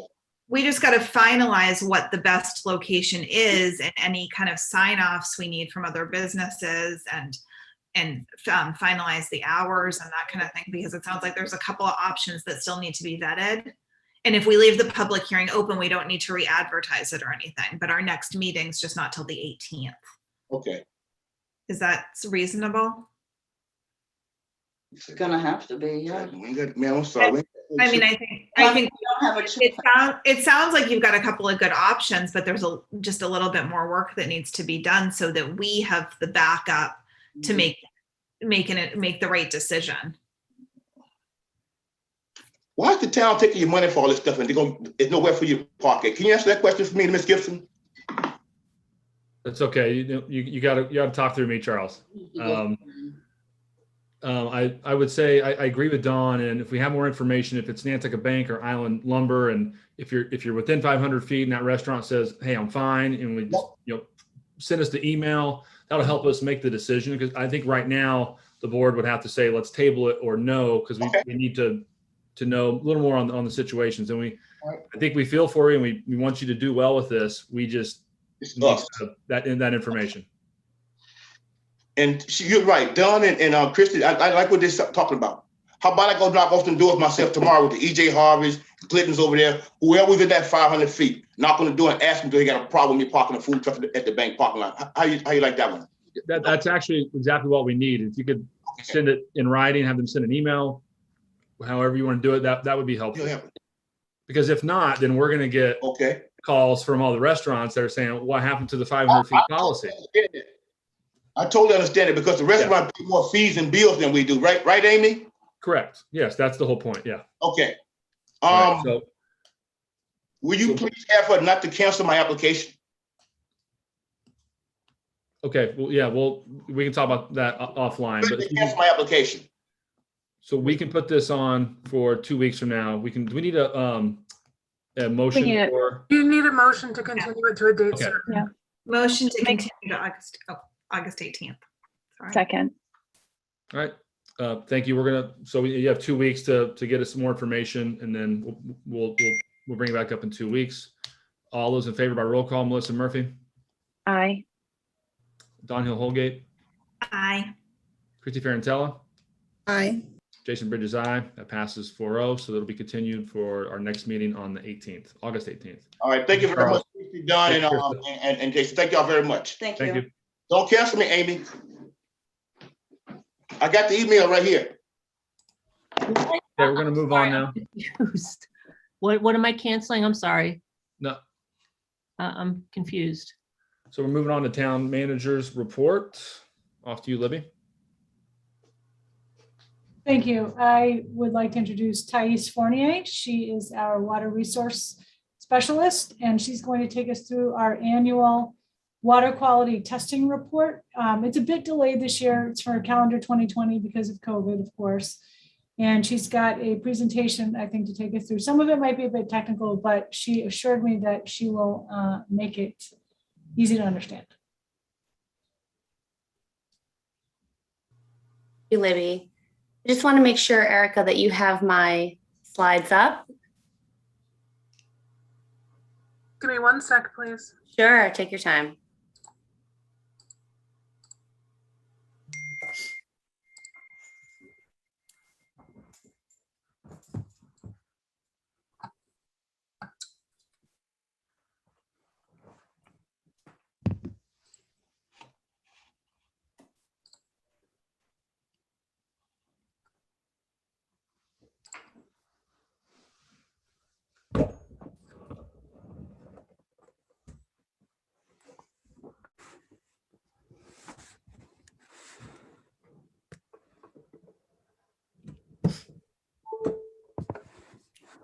Thank you, Erica.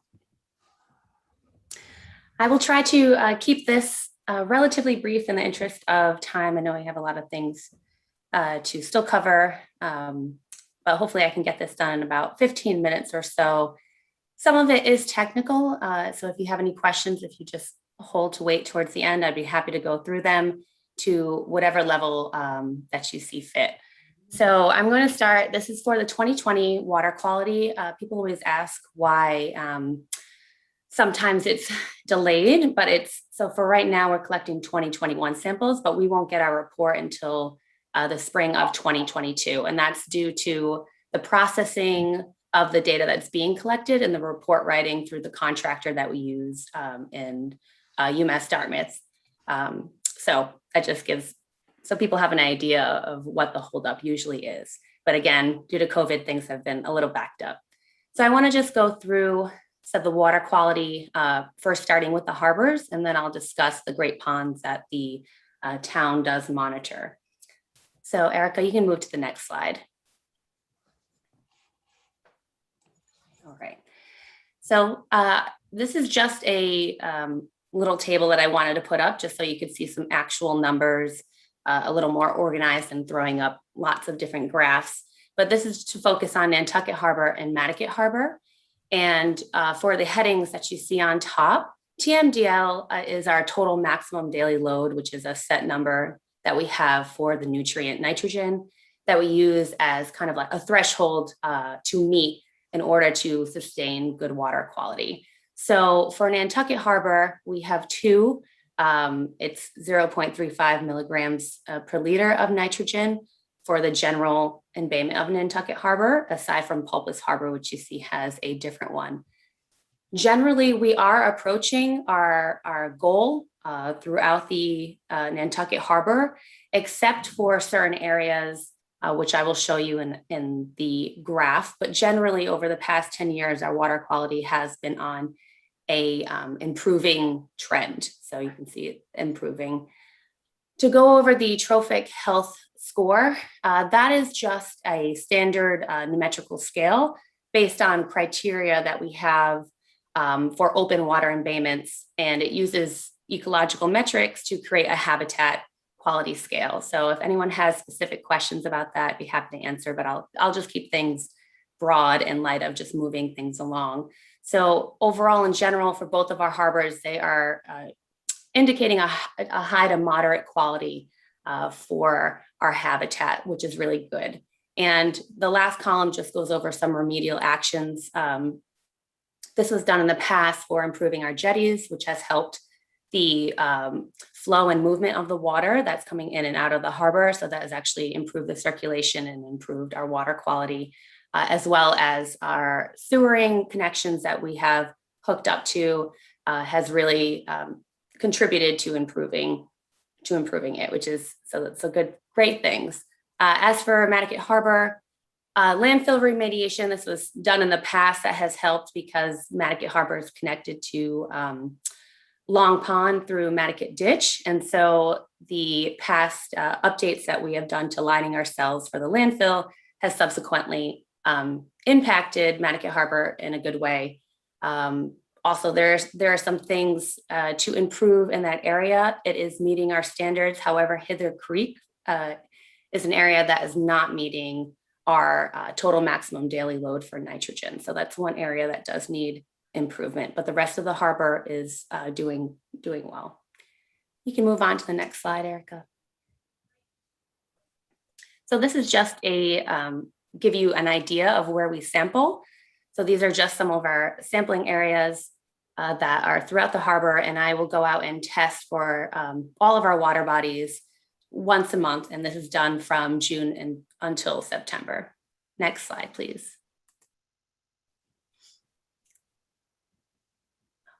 So this is our eelgrass for Nantucket Harbor.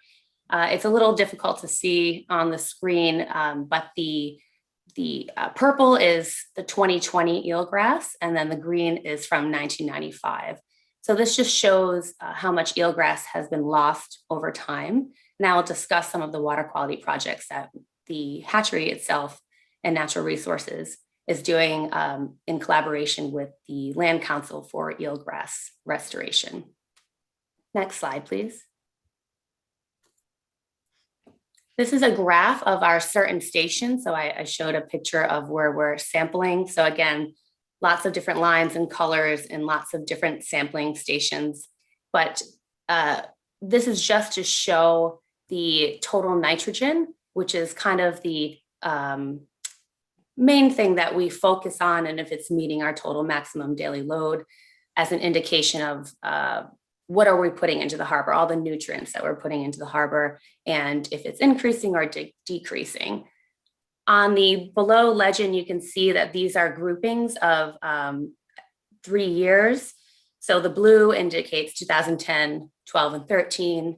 Orange is 14, 15, 16. And then we have the gray, which is 17, 18, 19.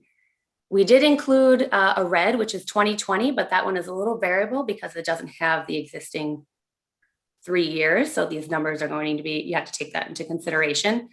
But generally, they are following the past trends that you've seen over the years, except for Station Nan 4, which is actually the entrance into the harbor. And that is only due to timing. So it's very sensitive. It's not really indicative of all of these nutrients coming into the harbor. It's just during the ebb and flood of tides can kind of spike the numbers, which is not really showing like a clear trend. Next slide, Erica. So this is just another graph. This is just focusing on 2020. The other one included past years. And again, there's several different lines. One of the ones I'll just have you focus on is the blue line. That's our total nitrogen. And then the yellow line that you see that comes across, that's the threshold that you want to meet for Nantucket Harbor.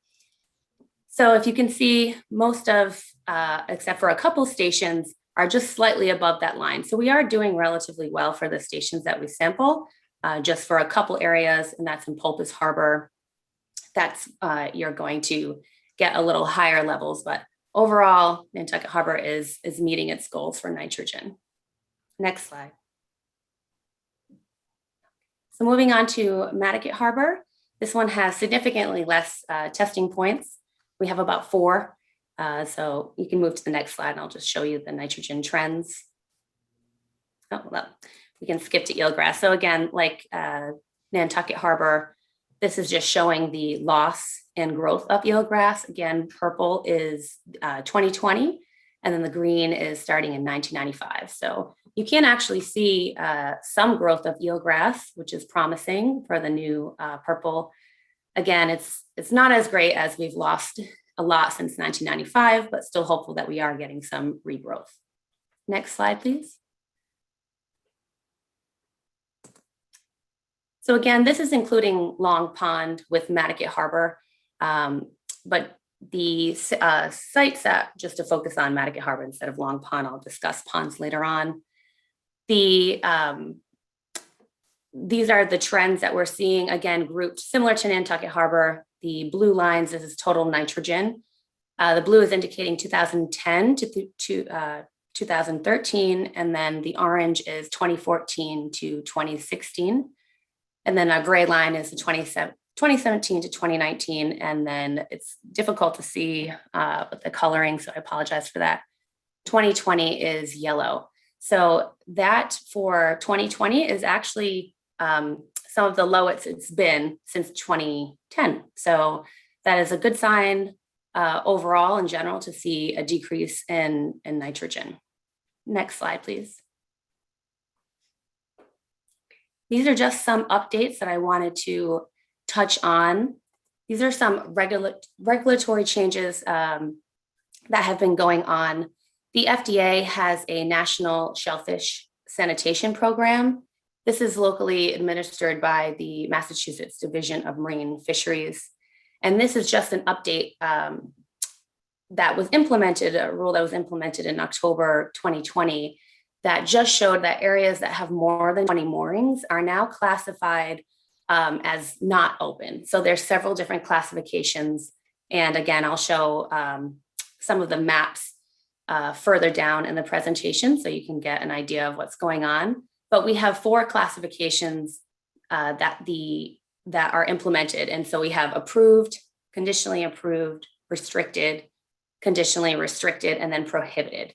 So any area that has more than 20 moorings, they are just any other classification but open. I know that's a little bit confusing, but we are actively researching potential solutions for lifting some of these restrictions, and that involves some of the research that I will discuss further on. Next slide, please. Now I just want to move on to our great ponds. There's 4 of them. I won't go into all of them individually specifically. I will put up a graph or a table so you can see the numbers and whether we're meeting our goals or whether we're not meeting our goals. Next slide. So this is just a map of the island for those of you who are not familiar with our great ponds, but we have Long Pond, Hummock, Myacomet, and Sacajah. Next slide, please. So this is the table that I wanted to put up, similar to the harbors. This is just showing what of our ponds are meeting our total maximum daily load. And the ones that I do want to highlight are Myacomet Pond and Hummock, because those are actually not meeting our total maximum daily load, and their status is significantly impaired. As for Long Pond and Sacajah, although they do have their own issues, they are meeting their total maximum daily load. So that's actually a good sign. So although we've seen a lot of growth with submerged aquatic grasses, especially in Sacajah Pond, it is actually it is improving the water quality. It is meeting its total maximum daily load. So Sacajah Pond and Long Pond are hitting their goals. And then Hummock Pond and Myacomet, we are working to improve the water quality. Pond openings have been a very useful technique that we have been doing, at least for Hummock Pond and Sacajah, so that has helped. And then also for Myacomet Pond, we are proposing in 2023 it's included in the capital plan, that we will actually dredge part of Myacomet Pond because a lot of the nutrients are laden in the sediment. And so by dredging part of that will actually keep our pond in at least a healthy state for could be up to 20 years, which is really great. So we have to do some management techniques to keep our ponds in good quality so that, great for aquatic and animal health, as well as, the local public can actually use and go out on the ponds, because I do hear a lot of complaints about people who no longer can swim because of the grass, or kayak, or take their boat out because it's just everything is choking out.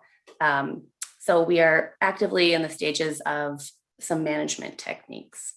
Next slide, please.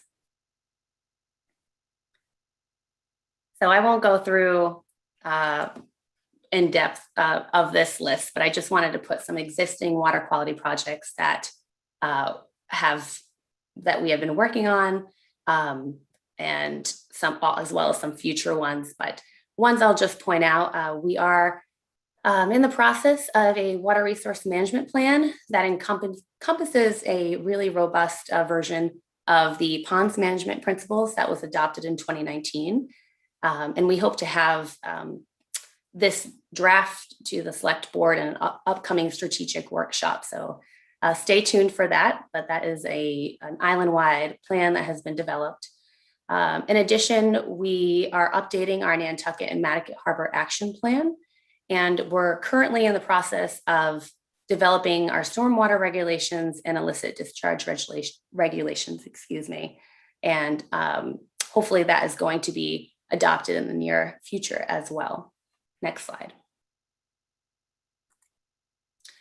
Some of our new water quality projects, in addition to our harmful algal bloom monitoring program that the town does in collaboration with other organizations on island, we have an Adopt a Pond program, which is a citizen science approach to having people volunteer to monitor areas that we can't get to. You know, there's only very few of us, and the more eyes that we have on our ponds, the more that we can learn when blooms are occurring, and that way we can get more information out into the public for safety. So that's a great component that we're incorporated this year for the locals and tourists and whoever is here in the summer that wants to get involved in just doing some visual inspections of the ponds while they're out.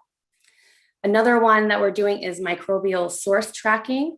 I will touch on that in 2 slides, but that is our DNA source tracking of our areas that are close to shellfishing. We wanted to track what exactly was causing those spikes in bacteria. So whether it be human related or animal related. So we're currently in the process of that right now. We won't get the full report and information after we've done our sampling towards the end of the summer. We're also doing some eelgrass projects. So instead of transplanting our eelgrass that we typically do, we're actually putting them at the hatchery and getting reproductive shoots and getting the seeds. And we're going to try 3 different methods to actually put the seeds out in the harbor and see how that growth happens over time. So that's something new that we're doing, as well as a water quality analysis and visualization tool.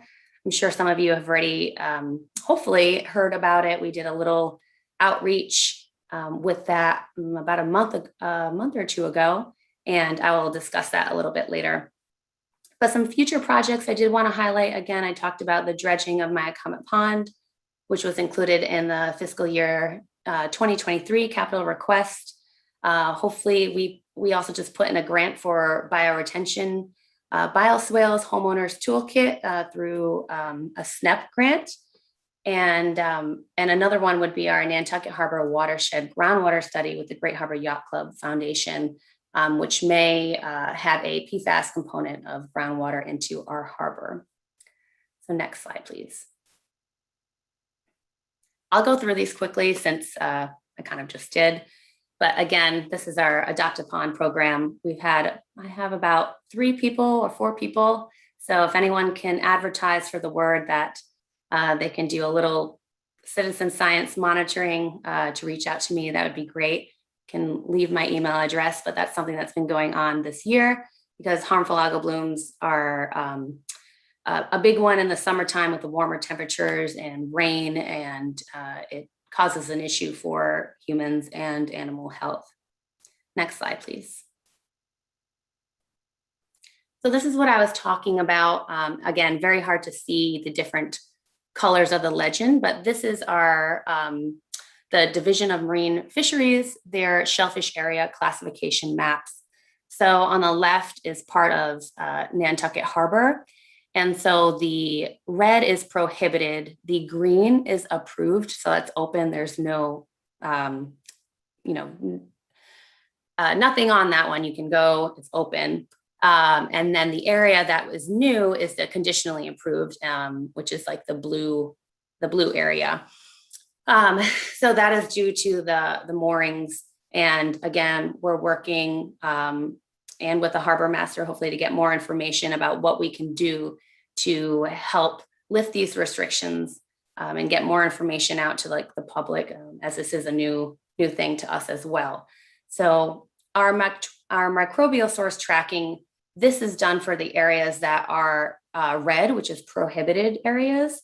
So if you look to the right, that's Nantucket. That was a new closure by Hither Creek up to, I believe that's North Cambridge or Warren's Landing. So we have been doing DNA testing at the sites that the Division of Marine Fisheries tests to determine whether it is from septic systems or whether it is from waterfowl, et cetera. Again, I don't have the information currently right now because I'm in the process of sampling, but happy to give an update when we get our full picture of what actually is going on and share the results. Next slide, please. Again, I talked about some of our hatchery projects that we're doing. This is just a photo of 2 of our seasonal staff that are actually picking through reproductive shoots. And they're currently in takes right now. And we're just like waiting till all the seeds drop. And we're going to try 3 different methods for increasing our eelgrass in the harbor. Because as you all know, it's a great habitat for juvenile shellfish, scallops, and it actually improves our water quality. So growing our eelgrass and getting that back in, because you can see quite a bit of loss, about like over 30% when I showed you the graphs in the beginning of the presentation. Next slide, please. This is a big one. This is what I was talking about for our water quality visualization tool. This is on the website here. It's on, if you Google Town of Nantucket, water quality, WQAV is what we call it.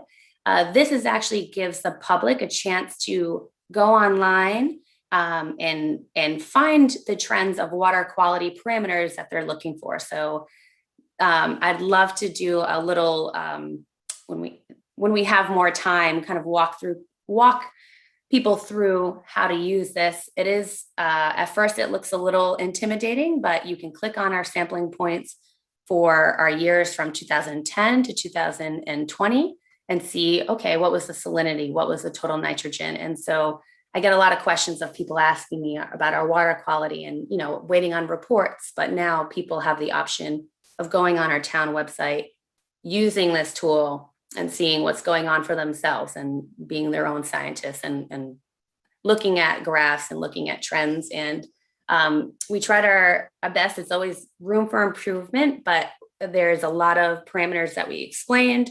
There's directions and instructions and how to. We have videos.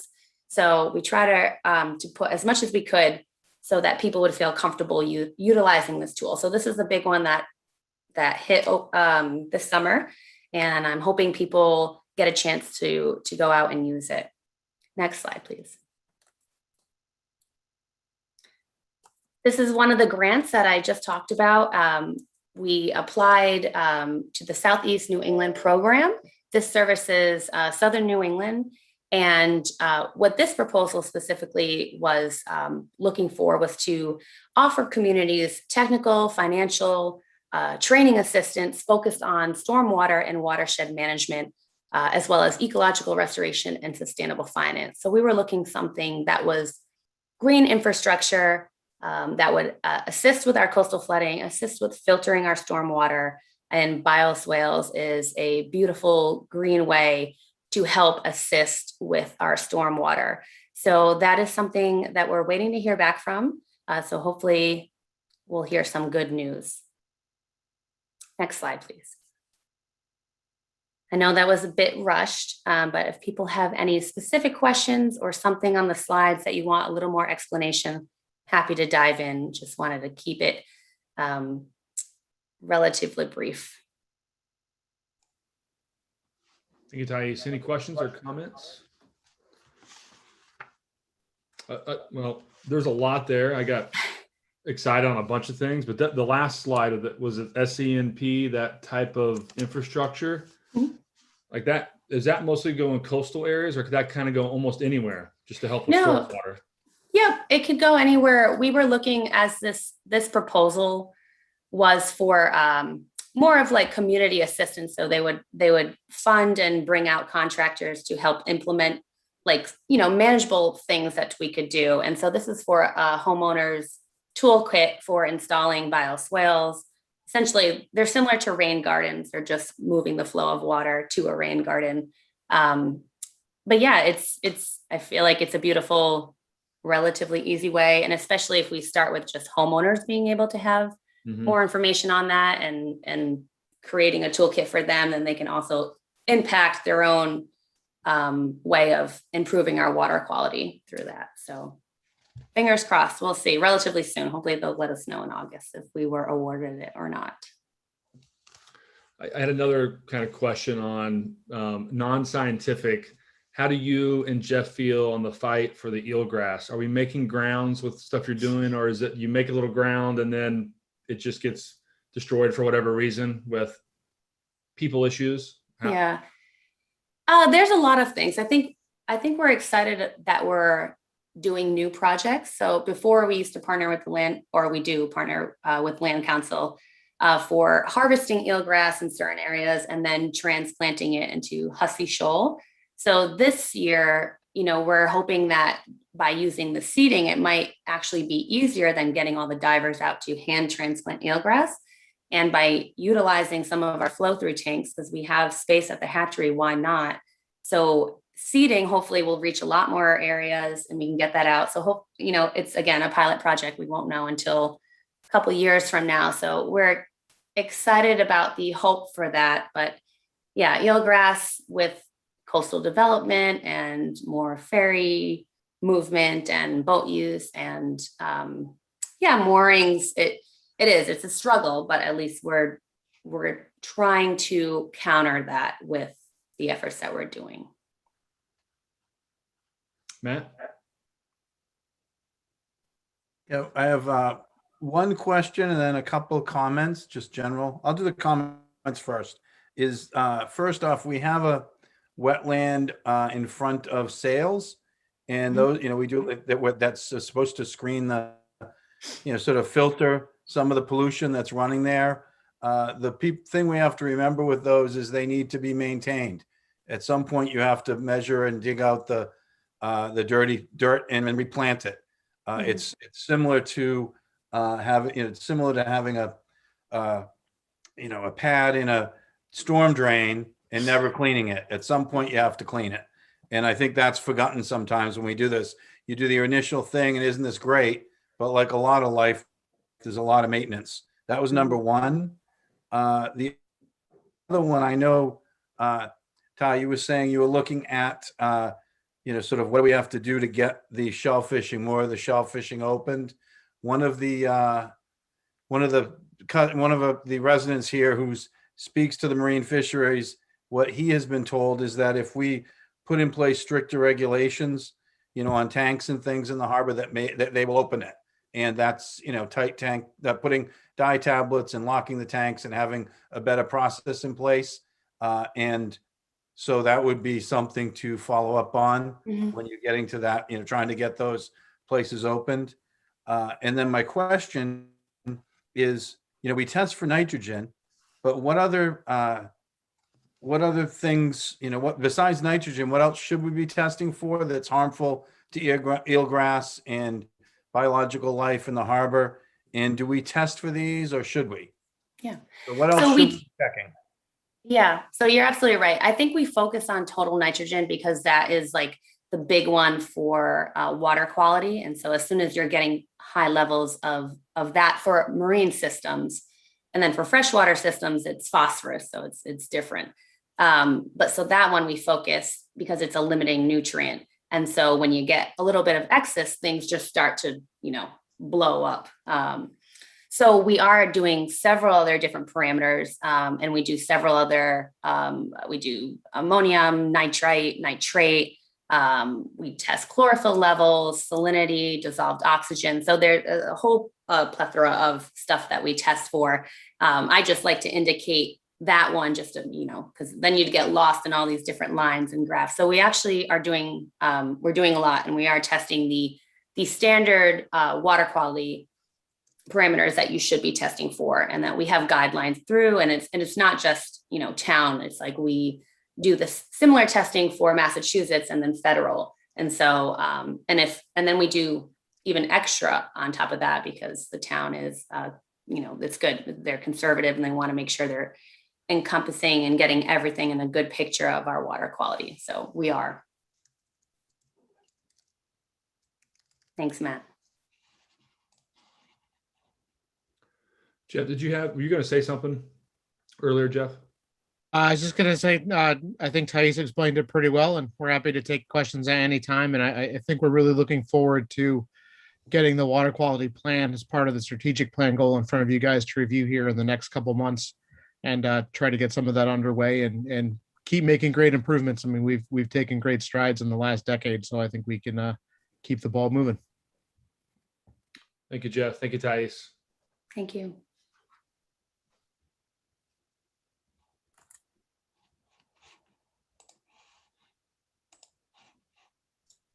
Thank you so much, Thais and Jeff. The next item under the town manager's report are end of year budget reports from fiscal 21 for Wanacom and Sconset, sewer enterprise. I believe solid waste, if I am correct, Erica, is off. She looked like it was crossed off on my agenda. Yes, correct. Okay. That'll be on the 18th. Okay. So we have Water Company Director Mark Willett to review Wanacom and Sconset. And while we keep calling it Wanacom, its name technically has changed to the Nantucket Water Department, but its nickname can remain Wanacom. Good evening. I'd like to thank Brian and the Finance Department for putting these packets together for us and giving us the information. As always, every time we need them, they're there. So kudos to those guys for all the help they give us. The fourth quarter for this year, 21, was probably the biggest fourth quarter we've ever had. Compare it to last year in the fourth quarter of 2020. May and June of 2020, we pumped about 136 million gallons of water, which at the time we thought was incredible. That was a huge number. This April, May, and June, we pumped 183 million gallons of water, 46 million more. So it was a very productive 2021 all the way around. Probably installed over 160 new services. And we had an increase of over 11 to 12% in water sales, water use fees. We were able to cut down our operating budget by 2%. There were a few line items in the expenses for Wanacom that went up, directly related to repairs and maintenance, water main breaks. When we run the system, we've been running it almost at max capacity. We find the weak spots in the distribution system. So we've been dealing with a lot of main breaks and small leaks. The other line item that increased on our expenses was the professional services, and that was directly linked to the amount of PFAS sampling that was conducted. We ran that through professional services with a laboratory on that line item. We'll continue to do that, and in the future budgets, that line item has been increased to continue sample for PFAS, probably more than recommended by DEP. Also in that, we're looking at some hydraulic modeling of the system, find out, max capacity, what that max capacity really is. Right now, we think it's over 5 million a day. It could be pushing closer to 6 million. Give you an idea, like right now, Monday, we had the biggest day we've ever had at 4.35 million gallons of water in one day. So the year ended really well for Wanacom, pumping a lot of water. It doesn't look like it's going to slow down going into 2022.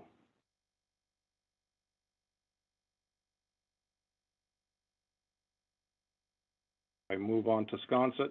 It showed the same type of increases in Sconset as well. Pumped a lot of water there. Again, the numbers are much different for Sconset. Remember, we only have 800 customers in Sconset, but last fourth quarter 20, we pumped 13 million. The fourth quarter 2021, pumped 17 million. So percentage-wise, it's about the same increase, even though the numbers are smaller. It's about the same increase in pumpage compared to Wannacomet and Sconset. People stayed longer in the season. Months that we used to have small pumpage in, we're getting more and more people around. April was a big month, really big month in Sconset, April and May. June kind of settled down and got closer to normal numbers, but April and May, for some reason in Sconset, was relatively high compared to other years. Overall, Sconset is in the same boat. It's good financially. It's pretty strong. Professional services was about the same. That's going to increase as PFAS sampling starts and gets more robust in Sconset. Again, the biggest expenses in Sconset were dealing with leaks.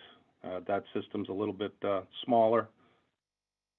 It is pumping at higher rates than it's used to, so we've had to deal with several leaks and repairs in Sconset itself. Overall, both water companies are in a good place.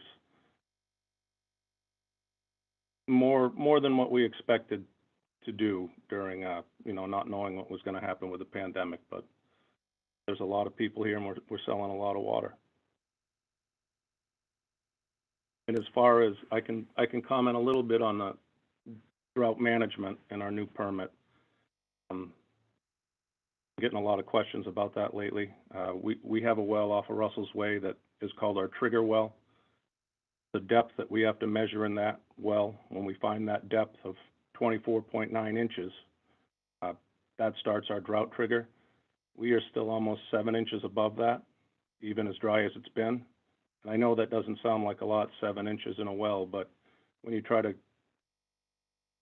picture 7 inches of water, a puddle 7 inches island wide, that's millions and millions and millions of gallons of water still above the drought line. So we have a very strong aquifer, pretty well protected.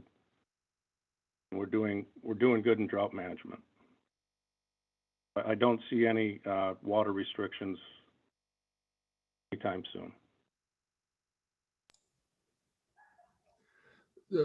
Libby, if I can say, Mark, that's what I was going to ask about droughts. I know there's in Massachusetts and New England, we've hit certain levels, but that's, I think, a good thing, I guess, that we're 7 inches above, and even with the record-breaking usage. Not that we go hog wild, but at least it's good news for right now. No, it is. And if you look back through historical data of over 35 years of well information and groundwater elevation data from that well, there's probably been 2 or 3 times in the last 30 to 40 years that would have triggered a drought condition, which tells me, we've had dry years before. This isn't the first dry season. The aquifer is in really good shape. Keep doing what we can do to protect it, and we should be okay.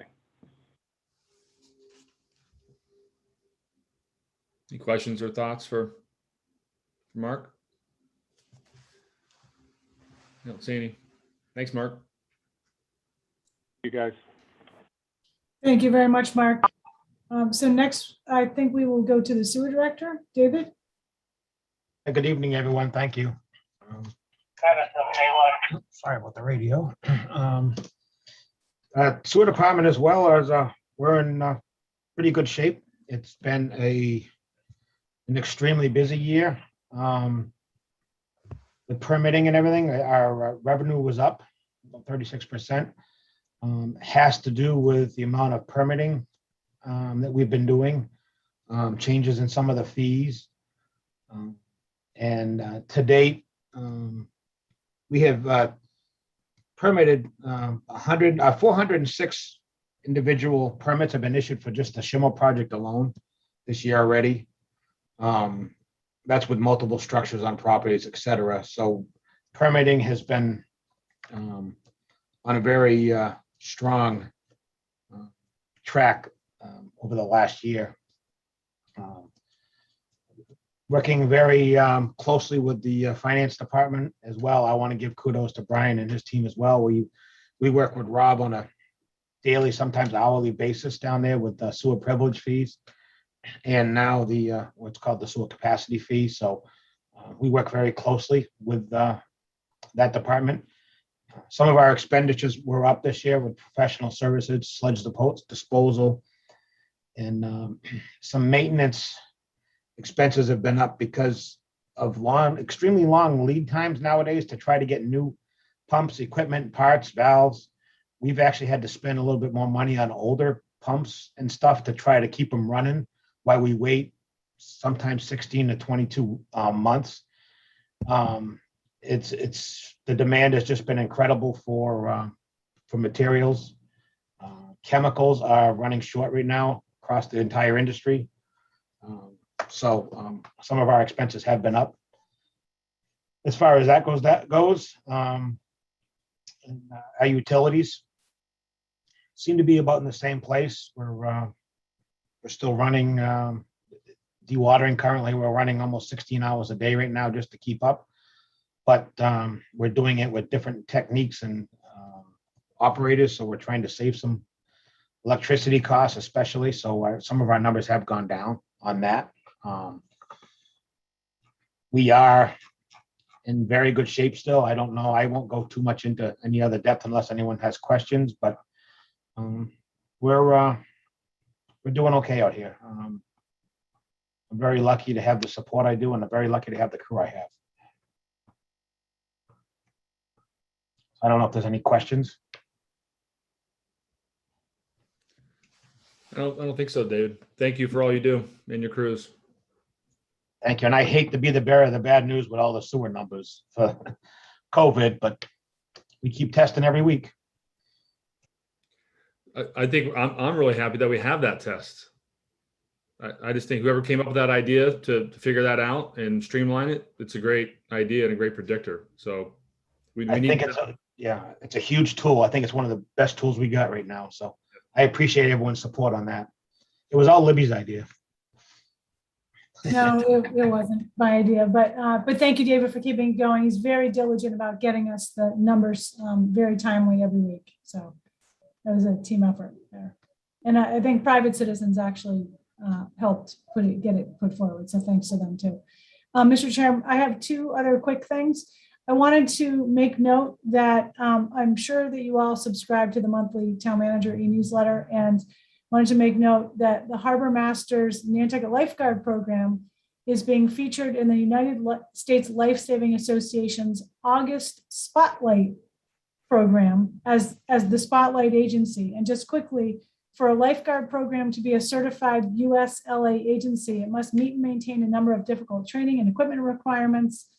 It represents over 150 programs throughout the country, and the Nantucket Lifeguard Program is the only small town agency in Massachusetts to achieve this certification. And it's one of only 3 programs certified in New England. So thanks to the Harbor Master and her staff for getting us that achievement. And I think we heard a lot of towns were suffering from shortage of lifeguards earlier in the summer, and we did not have that problem. So we're pretty lucky.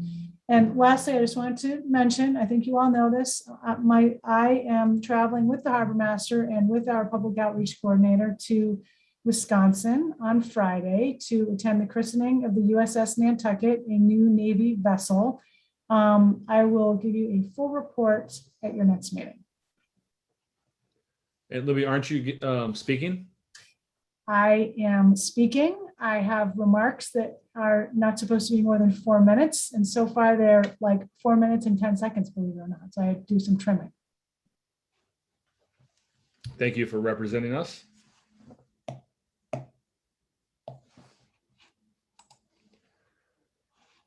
Traffic safety, do you want to go? Traffic safety is fairly straightforward. There are 2 recommendations. And one of them will, I believe, result in the loss of 1 parking spot. That is item A. which is to install a no parking line on York Street across from 10 York Street because there is now a driveway there.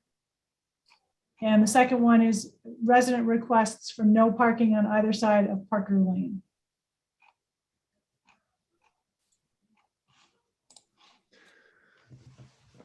Any comments or thoughts from the board? Parker Lane, everybody fine? Melissa? I think I can't hear you, Melissa. Can anybody else hear? No? No. Okay. I had a couple different citizens reach out to me from Parker Lane, and they explained it, and I went and kind of walked it and understood it. It's very family oriented with kids everywhere, and it created some visual issues and with the parking. So if I'm fine, if traffic safety looked at it and felt okay with it. Christine, you had your hand up? Yeah, I was just going to say this reminds me a little bit of my comment road, where I wonder where those cars are going to go. Are they going to end up on Hooper Farm or Fairgrounds? But it's something we can't predict. That's just my only concern, is where is that overflow parking going to go? But I agree that it makes sense. Erica, were you going to say something? No, I was just saying I couldn't hear Melissa. Okay. Okay. Is there? Here, Jason, a quick comment on Parker Lane and other places like that. That is going to, increasingly that's a design issue, a zoning and design issue. When we increase density and we make changes in these areas and they are built out, there's ways to design the roads so that they're safe and there's parking. Like we are at the end of sort of, that was 70 suburban zoning out of Providence, Rhode Island is what we initially adopted. And now, that worked when there was one house every half acre. It doesn't work under what we're doing now. So part of what we as a community should be thinking about is how do we, like we're doing on Newtown Road, how do we improve these roads for multiple purposes and for safety? Thank you, Matt. Melissa? I think you can hear me now. You can only hear me when I have my headset on, and they died for a little bit. But I was just going to say, I do support this. It's in my neighborhood. I walk on Parker a lot, and I have even actually reached out to Erica to see about putting in speed bumps on that road because the traffic, anything that's connecting to Fairgrounds now between Hooper and Fairgrounds is, a thoroughway, and those are dense neighborhoods with a lot of families. So I think this is a really smart decision, and I agree with Matt's comments. Okay. Is there a motion? I'll make a motion before my headset dies again. Second. All those in favor by roll call. Melissa Murphy? Aye. Matt Fee? Aye. Christy Ferrantella? Aye. Don Hill Holgate? Aye. Jason Bridges, aye. All those are approved. 5-0. Is that all, Libby? Town manager report? Yes.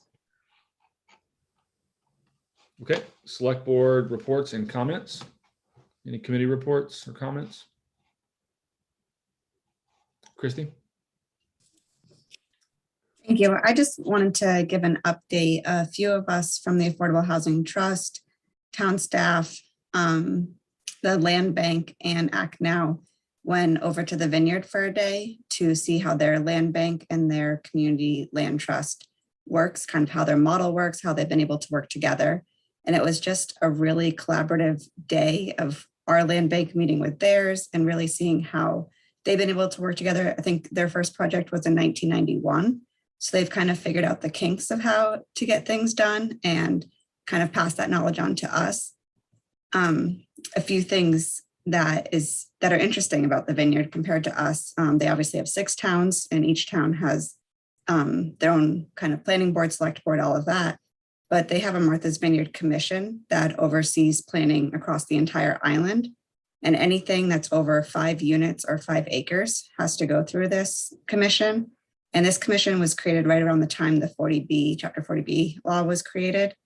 And they actually have a veto capability. So they are not concerned about the shy list. They're not concerned about 40Bs. Developers don't try to go in and create 40Bs. So all of this is really community driven. It's on their own will that they want to create affordable housing. So I thought it was really interesting that they kind of don't have this state pressure, but still have this mission to create affordable housing on the island. We went and saw a lot of their new developments, and they have solar on every single affordable unit. So that was a really cool thing to see put in place. And their land bank works really closely, as I was saying, with their community land trust. And they actually work with all their nonprofits, and they kind of will pick out a property and say, who could benefit from this, and go and talk to that nonprofit or talk to the community land trust and figure out how they can work together to purchase the property. So they've done things where they bought 10 acres and say 5 go to the land bank and 5 go towards developing affordable housing. And they let all the utilities go on the land bank property to maximize the amount of units that they can put on a property. So it's just really collaborative, great to hear the different discussions. And one of the best things, kind of the end of the day, we're talking about the housing bank bill. And the Vineyard has hired some campaign coordinators to really try to help get this passed through the state. And they're doing grassroots campaigns, sending out emails to the hundreds of their visitors and residents, getting people to write in testimonies for the state hearings. So really trying to get that housing bank bill passed. So I just wanted to share that it was really interesting to see this. And this past week, as a complete opposite here on Nantucket, our housing market reached $1 billion in the same day. Glidden's closed their kitchen because their chef lost their housing. So we're seeing really 2 big extremes. We just heard tonight that Vanessa stepped down, which is great to get her involved in town government. And then she moves to Hyannis because she can't live here. So we have a lot of work to do. We are losing a lot of our employees. And I hope that something like a community land trust is something that we could develop over the next couple of years. Thanks. Thanks, Christy. Matt? Oh, just a correction. I corrected the Inquirer Mirror as well. The chef at Glidden's did not lose his housing. He was housed in my new employee housing with his wife and child. And we did not ask them to, we did not evict them. They made a personal choice. I don't know where that story came from, but as soon as it came out, there were people, texting them and texting me saying, I can't believe you kicked them out. We would never have done that to Kelsey Pinkall, Kelsey Knights now, and we did not. So, that I agree that housing was a factor in their decision, but they were not, they were not evicted or asked to leave. And that was, but housing is hugely important. It's impacting all of us running businesses this year. And it is the biggest issue I think we face as a community.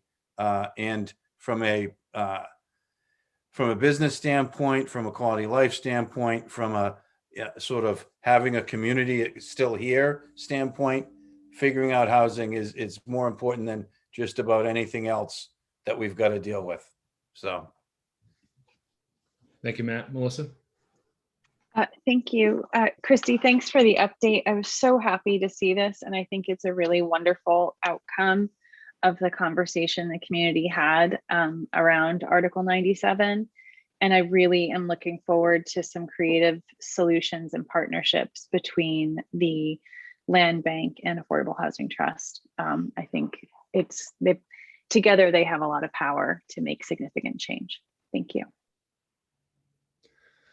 Thank you, Melissa. I was thinking the same thing listening to Christy, that 4 or 5 different entities who have maybe some different opinions on things got together and talked and learned, and all good things always come out of that. So I'm glad that we did it. Whoever spearheaded that, high fives all around.